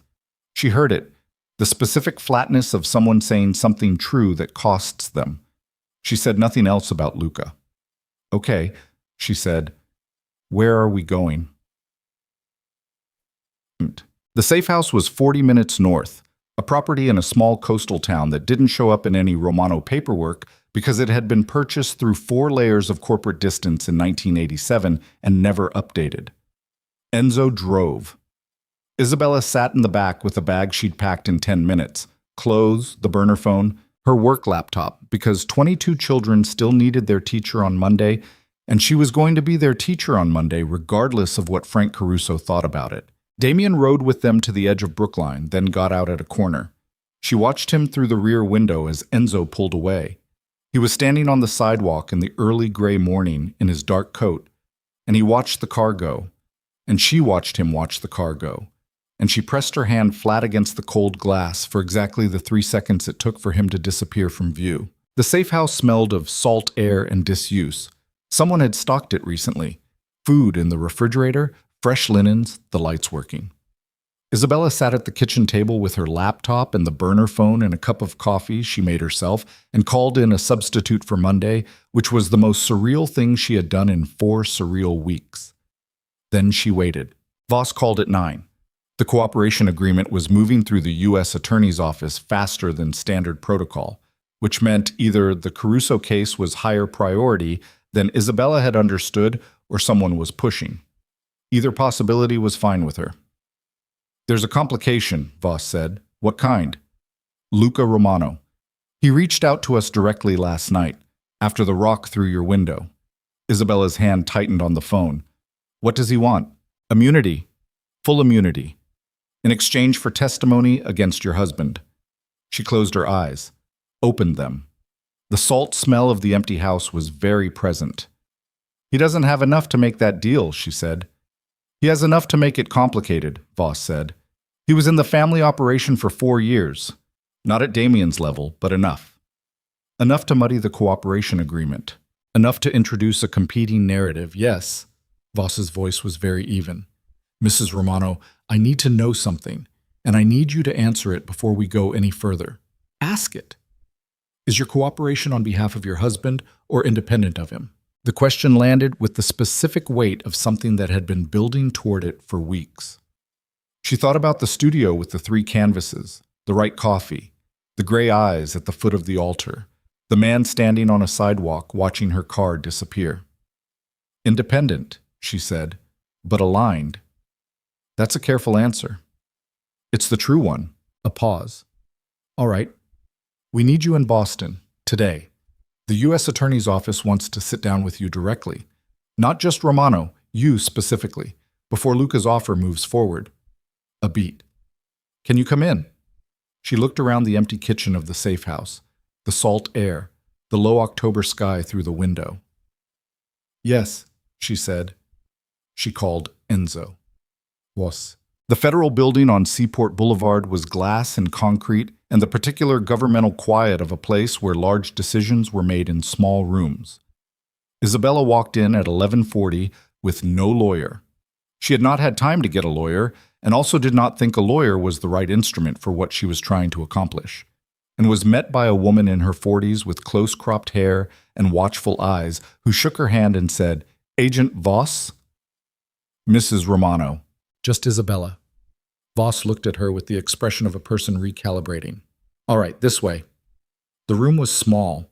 A table, 4 chairs, a window with frosted glass. A man from the U.S. Attorney's Office introduced himself as Dennis Park and had the particular manner of a person who had been doing this for 20 years and stopped being impressed by anything. A second agent, whose name Isabella forgot immediately. She sat down. "Before we start," she said, "I want to be clear about something." Park looked up from his papers. "I'm not here to protect my husband at the expense of the truth. I'm here because Frank Caruso built something that hurts people, and he's been using my husband's family as cover for it for years, and I have information that can end that. If that information also clarifies the distinction between what Damian Romano built and what Caruso operates, which I believe it does, then that's a consequence of the truth, not the goal." Park and Voss exchanged a look. "That's a very precise statement for someone with no legal counsel," Park said. "I'm a second-grade teacher," Isabella said. "I spend all day making complicated things clear to 7-year-olds. I have some practice." Something moved at the corner of Voss's mouth. Not quite a smile. Something like it. "All right," Park said. "Let's talk about Frank Caruso." You see, she talked for 3 hours. Everything she had. The text. The conversation with Damian about the Whitmore development. The information about Luca's meeting with Caruso. The nature of what was offered. The specific pipeline through which inside information on the Romano operation had moved to a federal target. The shape of Caruso's network as Damian had described it, which was not, she was careful to clarify, direct testimony about the Romano operation, but rather testimony about Caruso's attempts to infiltrate and exploit it. The distinction mattered. Voss knew it mattered. Park knew it mattered. They pushed on the edges of it several times, probing for places where it blurred, and every time Isabella held the line, not belligerently, not with performed confidence, but with the quiet precision of someone who had spent a very long night understanding exactly where the line was. At 2:15, Park's phone buzzed. He looked at it. Something in his face changed. He stepped out. Voss stayed at the table. She looked at Isabella with an expression that was more personal than professional, just for a moment. "How long have you actually known him?" she said. 4 weeks? Voss absorbed that.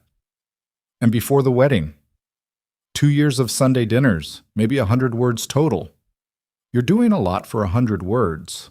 Isabella looked at the frosted window, the thin white October light beyond it. "I'm doing it because it's right. The Romano operation is complicated. But Caruso is not complicated.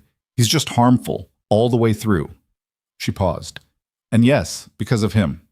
Both things are true." Voss nodded slowly. "That's usually how it goes." Park came back in. His face was tight.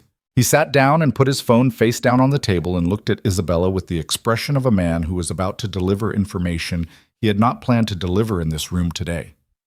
"There's been an incident," he said. Isabella's heart stopped. "Frank Caruso was taken into federal custody 40 minutes ago. Coordinated arrest. 3 locations simultaneously." He looked at her carefully. "The trigger was a package of financial evidence that arrived at this office anonymously this morning. Time to land while you were in this meeting." A pause. "The evidence it's substantial. It's the Whitmore contracts, original documents showing Caruso's manipulation of the deal, the money laundering attached to it, the full infrastructure of what he's been running out of the waterfront." Park set his jaw. "Mrs. Romano, do you know who sent that package?" She looked at him. She thought about Damian standing on the sidewalk at the edge of Brookline in the early gray morning, watching the car pull away. She thought about the way he had said, "I'll handle Caruso," in the tone that meant the handling was already in motion. She thought about the man who had spent 2 years watching her from across a table and saying nothing, who had made a 30-second decision at an empty altar, who had painted 3 canvases in a locked room, who had told her everything in a cold kitchen and then stood at the window looking at the dark garden while he decided to dismantle everything his grandfather built. "No," she said. Park looked at her for a long moment. "All right," he said. "Dimma." She was outside the federal building at 3:40. The October air was cold and sharp and smelled of the harbor, 3 blocks away. She stood on the sidewalk and pulled out the burner phone and called the number Damian had given her. It rang 4 times. Then his voice, low, steady. "Are you all right?" he said. "Caruso's in custody." A pause. "I heard." Park thinks the package came from inside Caruso's own organization. Interesting theory. Damian, You're all right, he said. Not a question. Yes. She pressed the phone to her ear and watched the harbor light on the buildings across the street. Where are you? The house. Come home. She stood on the sidewalk with that word, home, moving through her in a way that was quiet and specific and impossible to catalog. She'd been trying to catalog things for 4 weeks. Every look, every pause, every 3 seconds. She was tired of cataloging. She hailed a cab, 40 minutes back through the city, through Brookline, down the private drive with the gate and the cameras she no longer bothered to count, and then the gray stone house in the stripped oaks, and Enzo opening the car door before she'd fully registered they had stopped. She walked through the front door. Damien was in the hallway. He'd changed. No coat, dark shirt, the sleeves pushed up the way she'd only seen twice before, which on him was the equivalent of dishevelment. He looked like a man who had been in motion all day and only just stopped. He looked at her. She looked at him. 4 weeks. 100 words. A cathedral and an ivory dress and 3 canvases and a locked room and a burner phone and 3 hours in a federal building and Frank Caruso in custody and all of it.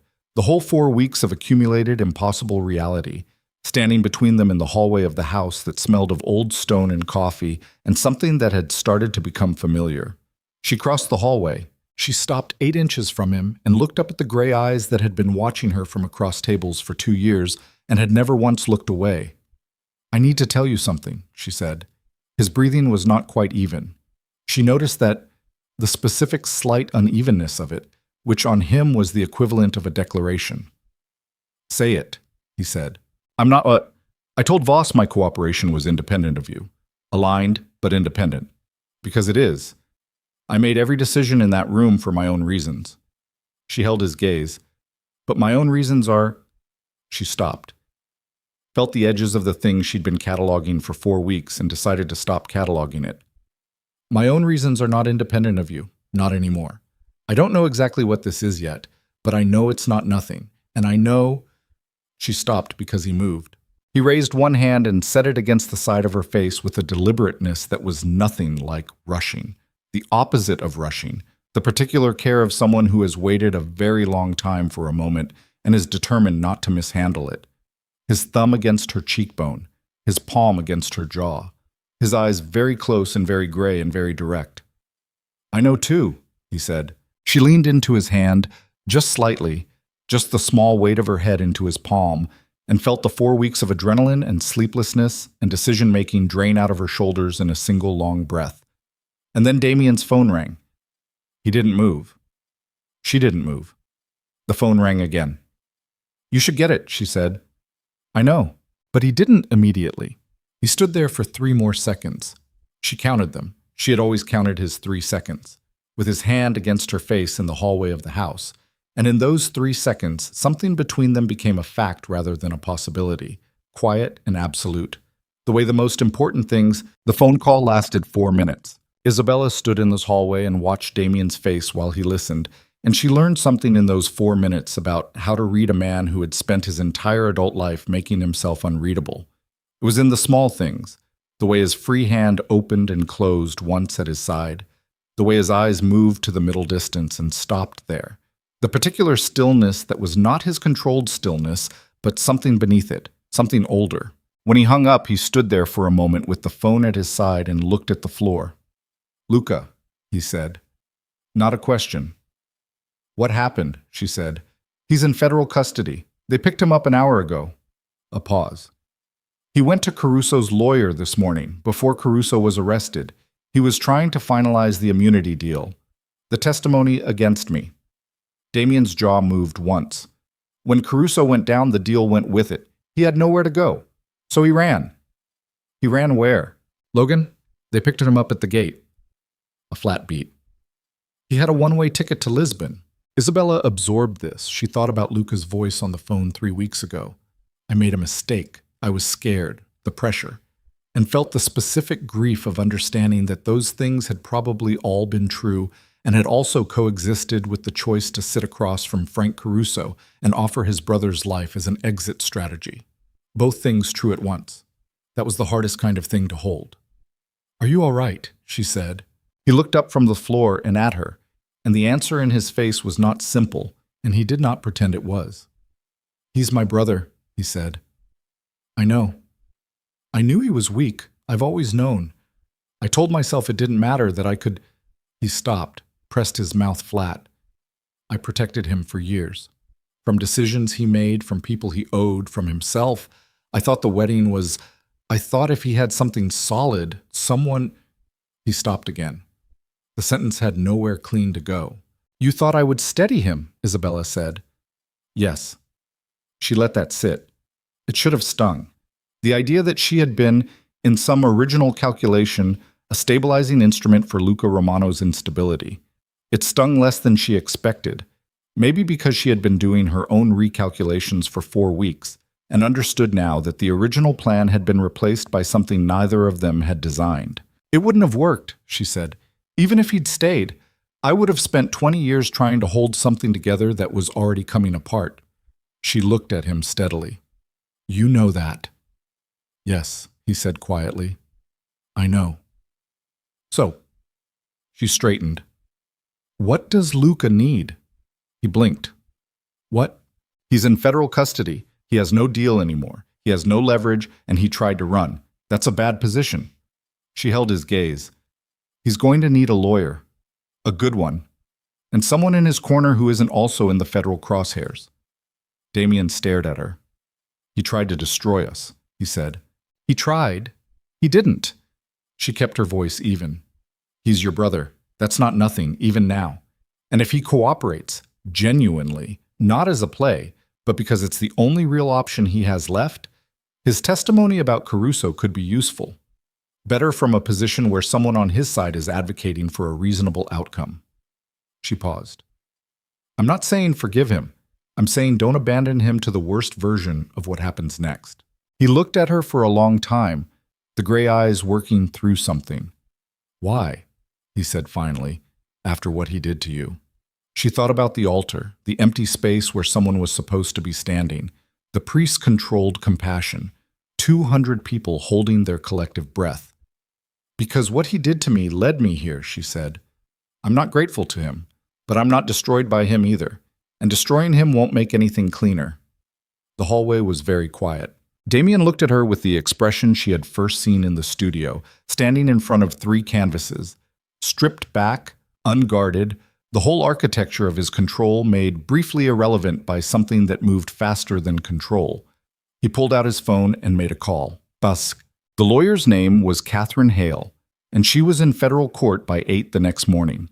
Isabella knew this because Damien told her at breakfast, in the kitchen where Vera made coffee, and did not comment on the fact that things had shifted perceptibly in the household since the previous evening.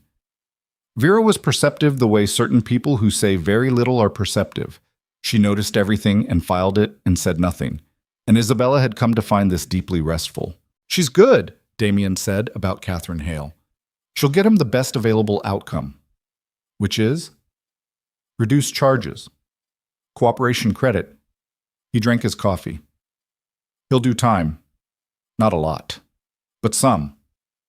Isabella nodded. "Have you talked to him?" she said. "Not yet." "Will you?" A pause. He set his cup down. "Eventually." She didn't push.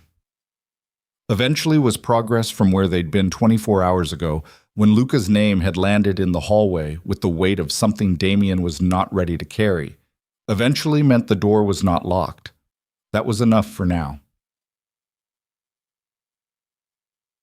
Agent Voss came to the house on Friday morning.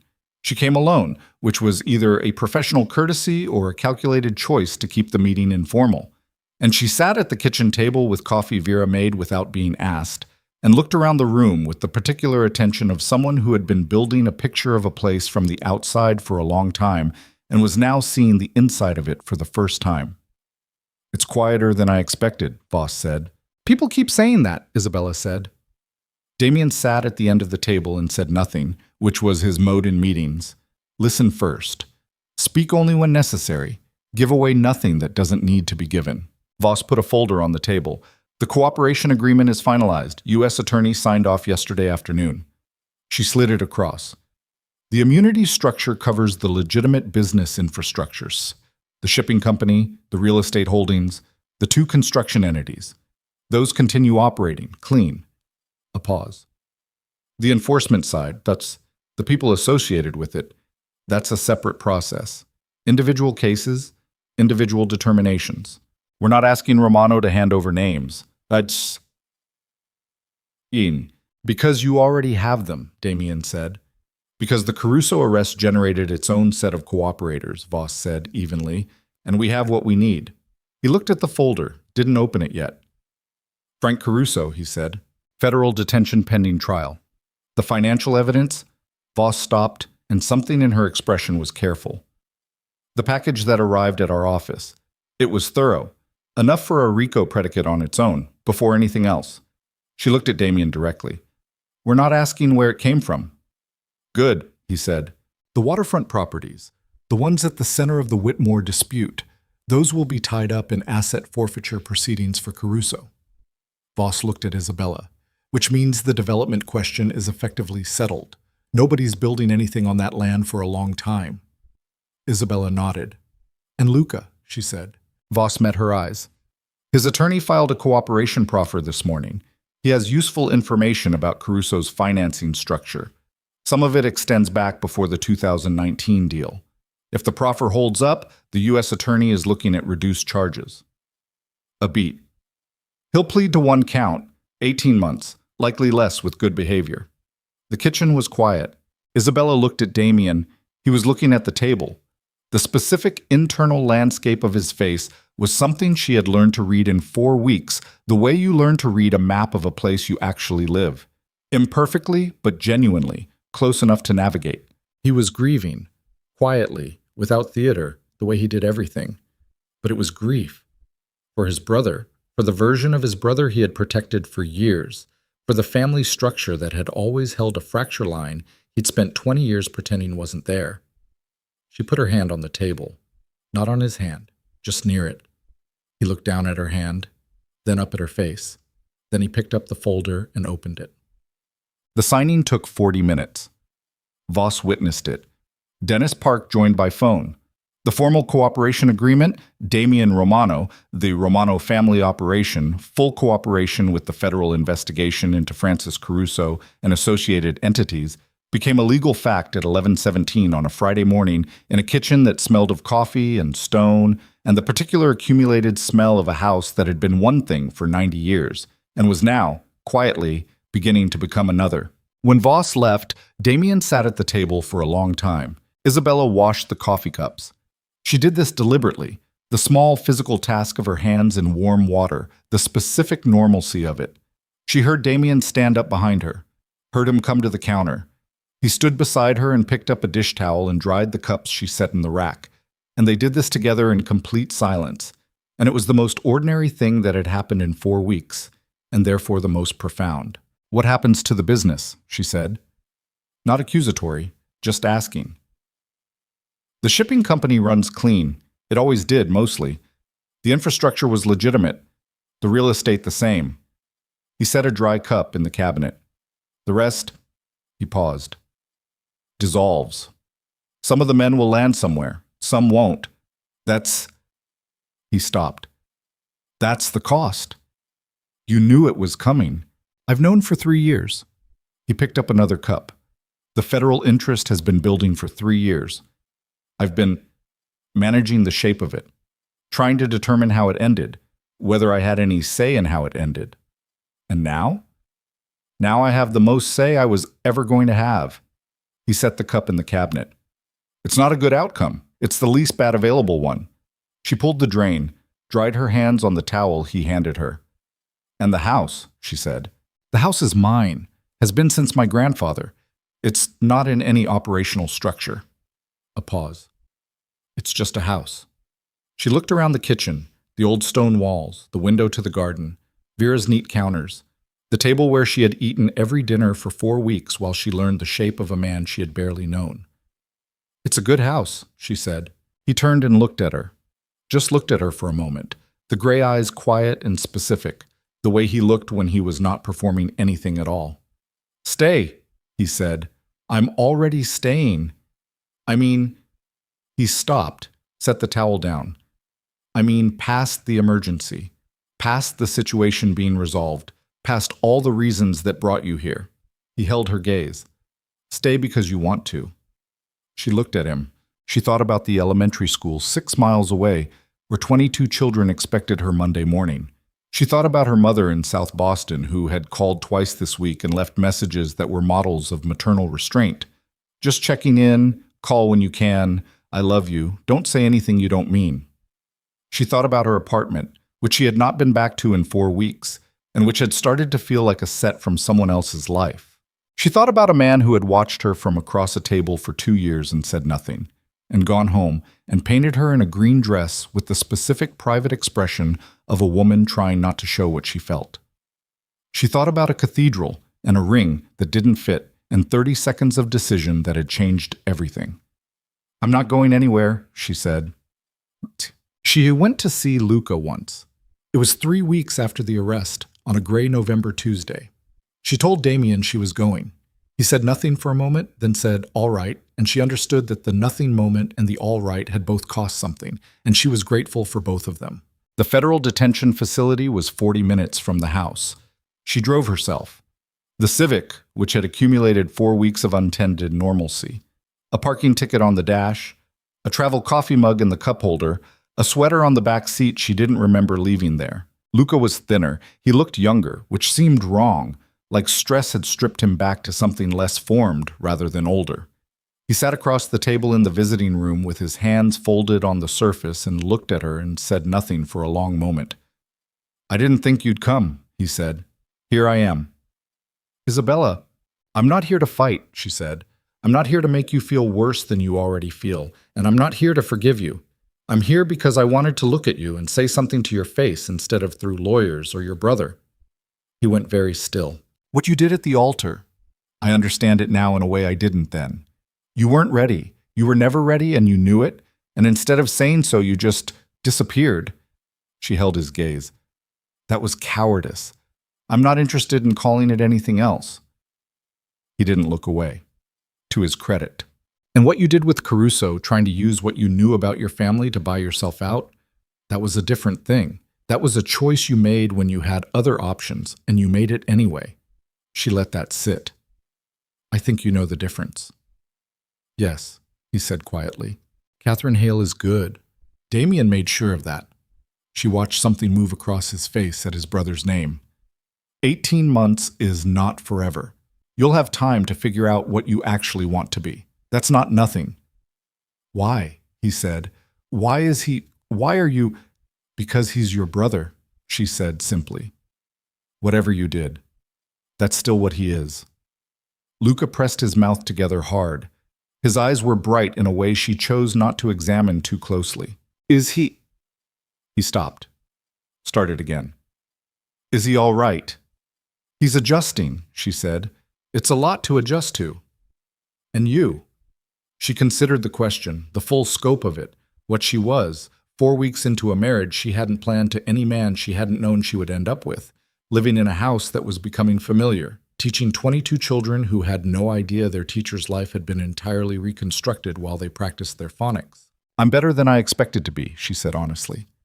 He nodded slowly. Something in his face settled. Not peace exactly, but the precursor of it. An acceptance of something he had no power to reverse. Tell him... He stopped. Tell him I'm sorry. Tell him yourself, she said. When you're ready. She stood up. She picked up her coat. Isabella. He said it the way he had said it on the phone weeks ago, with the weight of 2 years behind it. But the weight was different now. Not a claim. Just a name. She paused. I hope it's real, he said. What you two? I hope it's real. She looked at him across the visiting room table. Luca Romano, thin and young-looking and stripped of every pretension and performance by the particular austerity of consequence. It is, she said. She drove back through the gray November city with the heater running and the radio low and the particular light-bodied feeling of someone who has done something hard and necessary and is now on the other side of it. Not euphoric, not resolved in any neat way, but lighter. The grief for what she had almost had, the 2 years of a relationship built on something that was never quite solid, She had carried that without fully setting it down since September. She set it down now. Somewhere between the detention facility and the Brookline gate, she put it down on the road and left it there, and drove the rest of the way without it. Boss? The dream she'd had for 3 years, the school, the children with learning disabilities who fell through the cracks of standard classroom instruction, the building she'd imagined and never believed she'd find the money for, became real on a December morning she did not expect. She came home from school on a Tuesday to find Damien's coat on the hook by the door, which meant he was home early, which was unusual. She found him in the sitting room with a set of architectural drawings spread across the low table and a cup of coffee going cold beside them. "What is this?" she said. He looked up. "Come look." She crossed the room and looked at the drawings. Floor plans. A large floor plan. Commercial space, multiple rooms, open central area, what appeared to be specialized classroom layouts. She looked at the address notation in the corner and felt her breath catch. It was a building on Tremont Street, a historic building she had walked past twice a year for 5 years on her way to the South End Farmers Market, a 4-story red brick structure from the 1890s that had been empty for as long as she could remember, its ground floor windows papered over, its facade still beautiful in the particular way of things that have outlasted their original purpose and are waiting for a new one. She had mentioned it once. In the car, 2 weeks ago, talking about nothing specifically, she had said that building's been empty forever. It would be perfect for something educational. What a waste. She had said it the way you say things when you're not asking for anything, just noticing the world out loud. "You bought it," she said. "It's a complicated transaction," he said. "Through the real estate company. Clean." He held her gaze. "It's yours." She looked at the drawings, at the floor plan for a building she had never dared to actually design. Someone had designed it. The multiple specialized rooms, the open central space, the details that indicated they had been told specifically what the building was for. She thought about who could have known those specifics with enough detail to design to them. She had talked about the school to Damien once, over dinner, the first week. Not in detail, she thought, not the full shape of it. She thought about a man who had been watching her from across tables for 2 years. "You knew," she said. "I heard you mention it at a Sunday dinner 8 months ago." He was watching her face carefully. "You described the whole thing, the phonics rooms, the sensory spaces, the way mainstream classrooms fail certain children because the environment isn't designed for how they learn. You were talking to your mother and you didn't know anyone else was—" He stopped. "You talked about it like you'd been carrying it for years." She had been carrying it for years. She looked at the drawings, at the building she had walked past and not let herself want too directly, because wanting things too directly was how you learned the specific grief of what you couldn't have. "This is too much," she said. "It's a building." "Damien, you said what you needed was a space and funding for the first 2 years of operations." He picked up his coffee, finally drank it, though it must have been cold. "You have both." She pressed her hand flat on the architectural drawings, felt the paper under her palm, the real physical fact of it. She had stood at a window in a hotel room on a September morning and felt only weight, only the nameless dread of a life pointed in the wrong direction, and she had not known how to name what was wrong. She had put on an ivory dress and walked down an aisle and found nothing waiting for her, and she had stood at an empty altar in front of everyone she loved and been demolished, and she had said yes to the most reckless, impossible thing she had ever said yes to. And it had led her here, to this sitting room, to these drawings, to this man drinking cold coffee like it was fine, watching her with those gray eyes that had been watching her for 2 years. She pulled the drawings toward her and sat down on the floor with them spread out around her, cross-legged, the way she sat when she was working through something that needed her whole attention, and she began to read the floor plan properly. Damien sat back on the couch and said nothing, which was one of his finest qualities. He let her have it, the full, uninterrupted space of it. After 20 minutes, she looked up. "The sensory room is too small," she said. "Tell me what it should be." She turned the drawings and pointed, and he leaned forward and they began to work. The second wedding was in May.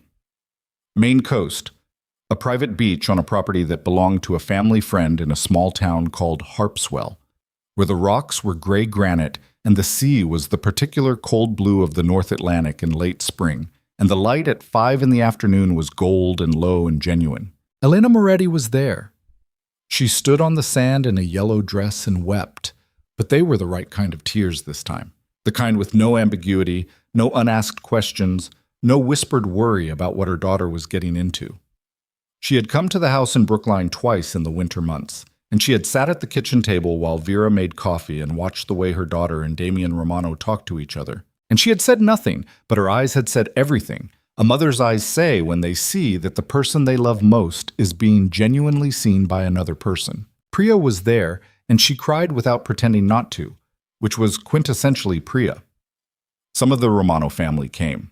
Cousins who had recovered from the shock of the past winter and arrived with the pragmatic warmth of people who respected the outcome even if the process had been chaotic. An uncle who clapped Damien on the shoulder and said something in low Italian that made Damien close his eyes briefly and nod. The vows were written by both of them, which had required 3 drafts and 2 heated discussions about what belonged in vows and what was more appropriately said in private. The final versions were short. He had always been a man who said things clearly with very few words. She had always been a woman who knew when brevity was truer than elaboration. She stood on the cold sand in bare feet. She had carried her shoes down from the house and removed them at the waterline and refused to put them back, and held both his hands and looked at the gray eyes she had been reading for 8 months now, and said what she had written and meant every word of it. When he said his, she felt the 4 seasons worth of Sundays, of paintings in a locked room, of coffee orders remembered and doors left open, and cold kitchens and decisions made under pressure and buildings purchased for dreams that were never meant to be practical. She felt all of it present in the few sentences he said, compact and specific, not a syllable wasted. The officiant, a judge, a friend of Catherine Hale's, a woman who had heard a version of the story and volunteered, pronounced them married. He kissed her on a cold Maine beach in the golden late afternoon light with the Atlantic at their backs, and she kissed him back, and the small gathered group of people who loved them made the sounds that people make when something they've been hoping for finally arrives.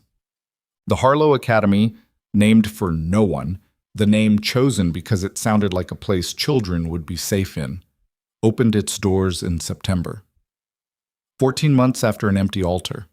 Almost exactly a year since a woman in an ivory dress had stood in front of 200 people with nowhere to go and made the most improbable decision of her life. The building on Tremont Street had been renovated over 6 months, the sensory room rebuilt to the correct dimensions, the phonics spaces fitted with the particular acoustic treatment that Isabella had read 3 research papers to specify correctly. There were 12 children in the first cohort, ages 6 to 9, all of them carrying some version of the gap between how they learned and how standard classrooms taught. Marcus was one of them. His mother had cried when Isabella called. Marcus himself had said characteristically, "Does it have good snacks?" Isabella had said she'd look into it. On the first morning, she stood at the front of the main room and looked at 12 faces that were various combinations of nervous and curious and guarded, and she felt the thing she always felt in those first moments.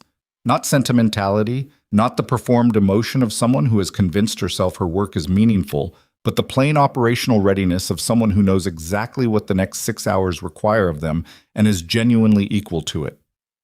"Okay," she said, "let's start." She taught. That evening, she came home to the house in Brookline later than she'd planned. It was after 7, the sky dark, the October air cold with the specific bite of a season turning. She came through the front door with her coat still on and her bag on her shoulder and found Damien in the sitting room with a book, which was how she found him most evenings, reading with the single lamp on, the rest of the room in near dark, the specific stillness that was his natural environment. He looked up when she came in. "How was it?" he said. She stood in the doorway and thought about 12 faces, about Marcus asking about snacks, about a 7-year-old named Sophia who had cried quietly for 20 minutes in the sensory room and then come out and sat down and opened a book without being asked, just ready, just needing to have been given the right amount of time. "Good," she said. "Really good." He looked at her with the gray eyes that still gave her, every day, the specific feeling of being genuinely seen. Not performed, not managed. Seen. "Come sit down," he said. She dropped her bag, took off her coat, sat beside him on the couch, and put her feet up on the table and let her head fall back and looked at the ceiling of the house that had been his grandfather's and was now theirs. He set down his book, put his arm around her. She turned into him the way she turned into the best things now, but without analysis, without the cataloging instinct, just directly and without reservation. Outside, the October city moved in its ordinary way. Cars on the private drive, the bare oaks shifting, somewhere a dog. The particular low sound of a city that doesn't stop for anyone's story, that keeps going regardless of what has been built and lost and rebuilt within its boundaries. Inside, the lamp was on. She thought briefly about the woman who had stood at a hotel window 14 months ago, watching the harbor light and feeling only the nameless weight of a life aimed wrong. She thought about how that woman had had no idea. About all of it. The cathedral, the ring that didn't fit, the studio, the cold kitchen, the federal building, the beach in Maine, the building on Tremont Street, the 12 children who had been there this morning and would be there again tomorrow. She thought about the fact that the worst morning of her life had been the beginning of all of it. She did not say any of this out loud. Some things were true enough that saying them would only make them smaller. She stayed in the circle of his arm and listened to the house breathe and let the day settle into her. And the lamp held its small circle of warmth in the dark room. And it was enough. It was more than enough. It was the specific, ordinary, extraordinary thing that is possible only when the worst thing that could happen to you turned out to be the thing that aimed you right. She closed her eyes. The house was quiet. They were home.